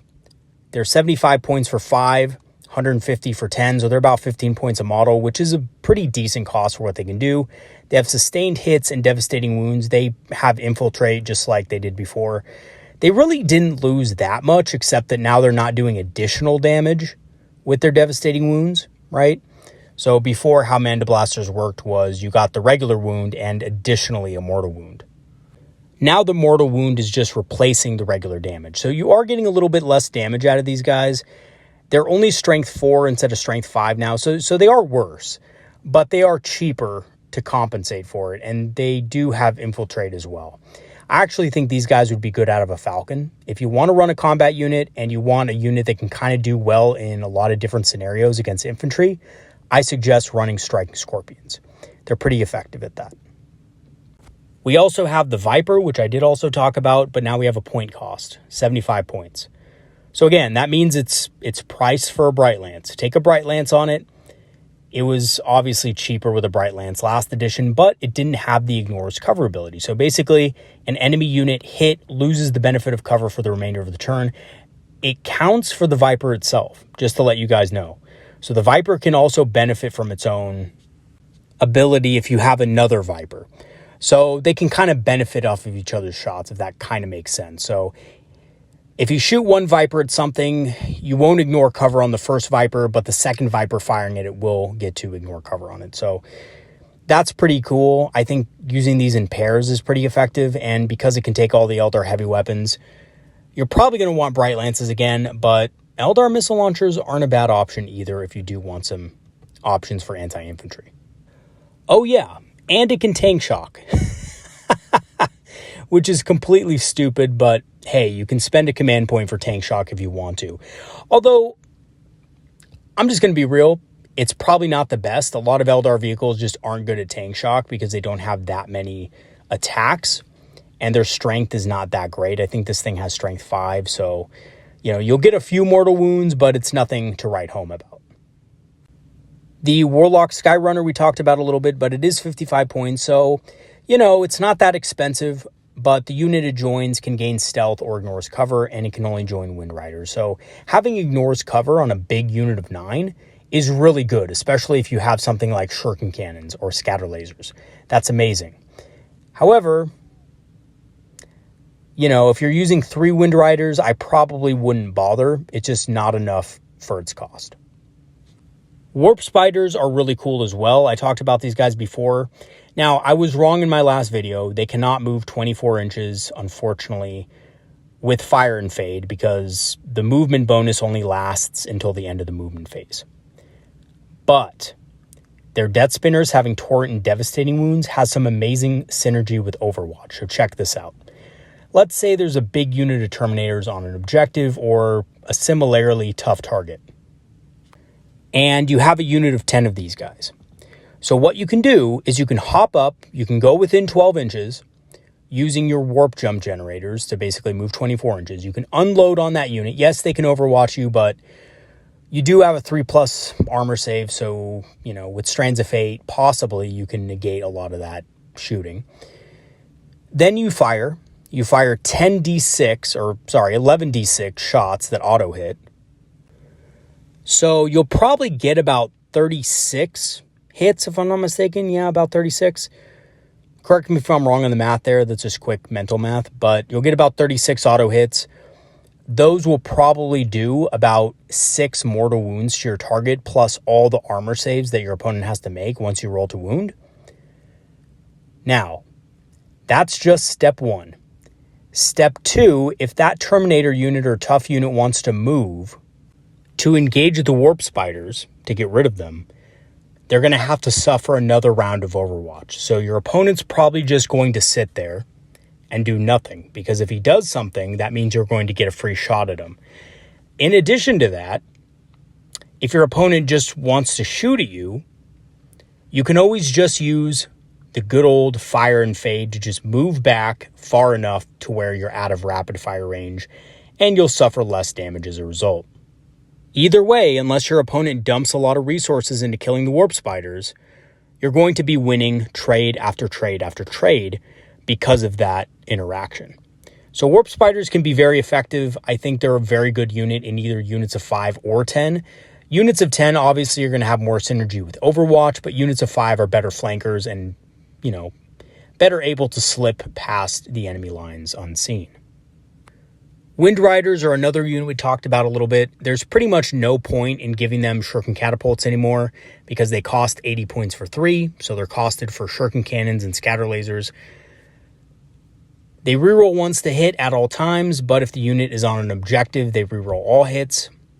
And of course, the Shuriken Cannons are actually looking to be the best weapon on these guys. They have really good movement, so their threat range is perfect. Shuriken Cannons get sustained hits, and with Guide already pretty much built into their profile, they're going to be getting a lot of those. So yeah, Wind Riders, pretty solid unit overall, and also the only unit that a Farseer SkyRunner can join. So moving on to Wraithguard, the other problem unit that everybody's complaining about. And why are they such a problem? Well, they cost 155 points and they do a lot of mortal wounds. And also, if your opponent decides to shoot at them, they can shoot back. So I think the balanced weapon here is the D-Scythe. I don't think the D-Scythe is spectacular. I think it's good, but it's easy to play around. The Wraith Cannons, however, are a little bit harder to play around because they have more range and they can deal mortal wounds. So the mortal wound thing is really only going to take effect a couple times, but, you have a squad of 5, that's 5 attacks. If you have a Spirit Seer with them, they're going to be hitting on 3s, so you have about a 50% chance to get at least 1/6, aside from your Strand 6s. So that's a lot of devastating wounds potentially. So not only can they shoot you in their shooting phase, but they can also shoot you in your opponent's turn as well. So they're a very solid unit. Obviously, they're very strong. I think 155 points for the Wraith Cannons is probably a little bit too, not enough. I think they probably need to be more points. But then again, because of this wacky way GW balanced the rules, the D-Sights are going to be overcosted at, 180 points if they decide to increase their point values. And that's really another reason why I think GW needs to fix mortal wounds and not just increase the points of the units that are dealing mortal wounds. And that goes with everybody. That doesn't just go with Eldar, right? That goes with every faction. I mean, Deathwatch had like a 44 to 70 something mortal wound combo at one point, which is much, much more broken than whatever the Eldar can do now. So hopefully they do it right, but we'll see. Okay, so I think that's all of the data sheets. If I did miss a data sheet, let me know. I'm going to do a separate video covering the, Forge World units, the Wraith Seer, and stuff like that later in the Hornet. They're all looking pretty good as far as their points, but I do have to look at the data sheets and analyze them still and, try them out in some small games and see how they do. So what does this index mean for the Craftworld Eldar? Well, here's a couple of takeaways that I immediately thought of after reading the rules. The unit sizes and the points are pretty inflexible, and for Eldar that can be an issue because you're getting imprecise damage with a lot of our units now. Meaning, again, you can't really fine-tune unit damage against certain targets without buffs. So if you do want to fine-tune the damage, you're going to need to attach a character or you're going to need to do some sort of other thing or upgrade to be able to do that. So, for example, if you're looking at a certain damage breakpoint for Striking Scorpions and you can't take 6 Striking Scorpions or 7 Striking Scorpions, what you might have to do is put them in a Falcon instead so that they can get the rerolls to wound. Or you might have to put Karhandris in the squad, right? You might have to be able to do that, and that might cost you more points. The other thing is that single entity point costs are adjusted to their most expensive options. And this makes the highest impact weapons the most viable. So Bright Lances, if you're talking about VoidReavers and VoidScarred, the Wraith Cannon, right? You're going to always take that over the Shuriken Cannon now pretty much every single time. And that's because, right, it's adjusted to their highest cost weaponry. Lastly, a vast majority of the units are usable for their points, which I love. Honestly, I didn't see a single unit in here that I was like, that's total garbage and unusable. Except the Vibrator Cannon, which, again, belongs behind the glass at your local pharmacy, locked away for good. The Vibro Cannon is terrible. It's garbage. Hoping GW does something about that because paying 85 points for that is really sad, especially since you can only get one of them. But, you know, a vast majority of the units in the index are very usable for their points, and I hope this remains so until we get our new codex, which should be probably sometime next year. I'm guessing a year and a half we'll get a new codex, and that'll be great. We'll see how far codex creep goes. So far, there's a lot of weird balance things, but we kind of knew that was going to happen in the beginning of the edition anyway. We'll see what the first balance data shape brings and go from there. But it looks like Eldar kind of got the best of it. A lot of people are saying Eldar are the best faction now, which is like, I'm kind of happy about that, I have to admit. I know it's kind of OP. Some of the units don't feel good to use, I have to admit. You know, fielding a Wraith Knight doesn't feel very good, especially if you pour a lot of Strands dice in it and stuff like that in more casual games. Fire Prisms are a little bit undercosted. I don't think they're the biggest problem with the Codex, but, you know, I think in general, things need to be tuned a little bit. A vast majority of the data sheets in our index are actually very fair and very balanced.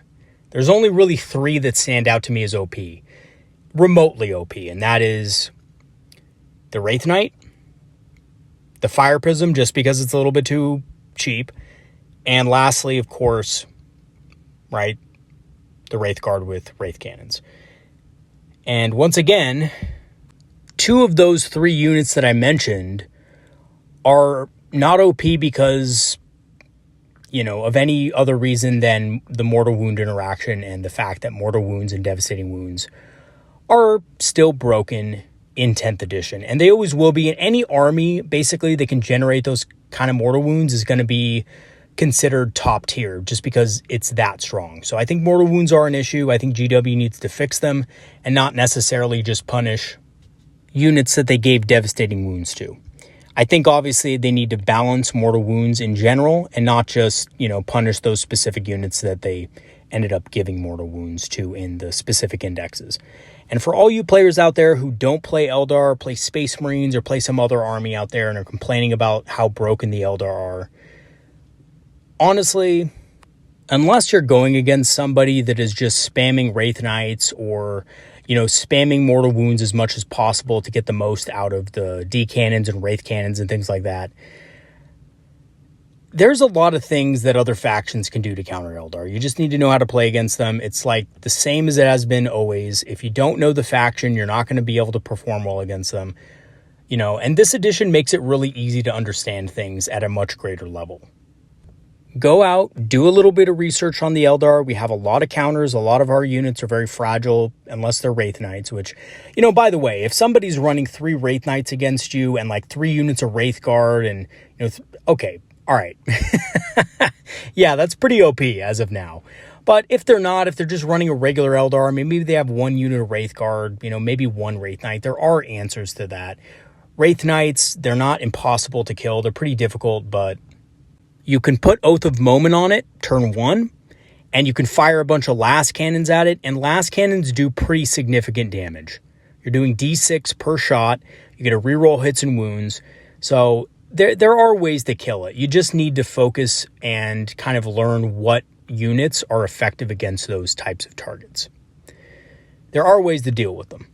And Desolators are also very good at taking out the lighter infantry of the Eldar as well. It's actually funny because Space Marines are considered the second best army right now in 10th edition, and one of the reasons is because of the Desolators. So if you're a Space Marine player complaining, you know, about Eldar players being broken and being unplayable against, just Oath of Moment, Desolators, last cannons, you're good to go. Okay, so in conclusion, just based on the early look of Eldar and the index we got, it's going to be a pretty awesome early stage for us in a lot of ways. Even though there are probably going to be some changes coming up to mortal wounds or, you know, certain Wraith units, I still think we're going to be effective as an army. A lot of our data sheets look very good. We can include a lot more variety in our armies due to lower costs, and we have more viable units all around. And a lot of the details, unfortunately, were lost to time. So Exarch powers did not make it into the index. Really sad. I wanted to see those in some way, shape, or form, but alas, we did not get them. Maybe we'll get them with the Codex and when we get more detailed rules. Harlequins can no longer be fielded as their own army, which is also a devastating blow. Something I wanted to do eventually was run a full Harlequin army. Hopefully, when the Codex comes around, we can do that again. We did, of course, lose the variety of psychic powers and things like that, but overall, we're looking pretty strong in 10th edition. In fact, we're the strongest faction as of now, according to most people who play the game. And of course, we need, to prove that, we really do need raw tournament data to kind of back that up. But I'm thinking that it's probably true. We're probably one of the strongest factions in the game, right alongside Space Marines. And by the way, if you're a Space Marine player watching this, don't you dare go into the comments and start complaining about how OP the Eldar are and how strong they are. Space Marines are really strong as well. Oath of Moment is a fantastic ability, and it's honestly one of the most powerful in the game, and especially their detachment ability as well. The Tactical Assault and Devastator Doctrine are still very good. So yeah, I know it feels kind of bad when other factions are as good as you or get some cool stuff just like you guys get, but calm down a little bit. I think you'll be fine. All right, everybody, that's going to be it for today's video. Thank you so much for watching. I know that was a long one. I'm going to have some more videos coming out this week on specific units and strategies that we can dive into. And once again, thank you to all my patrons and supporters who have supported the channel over the last months.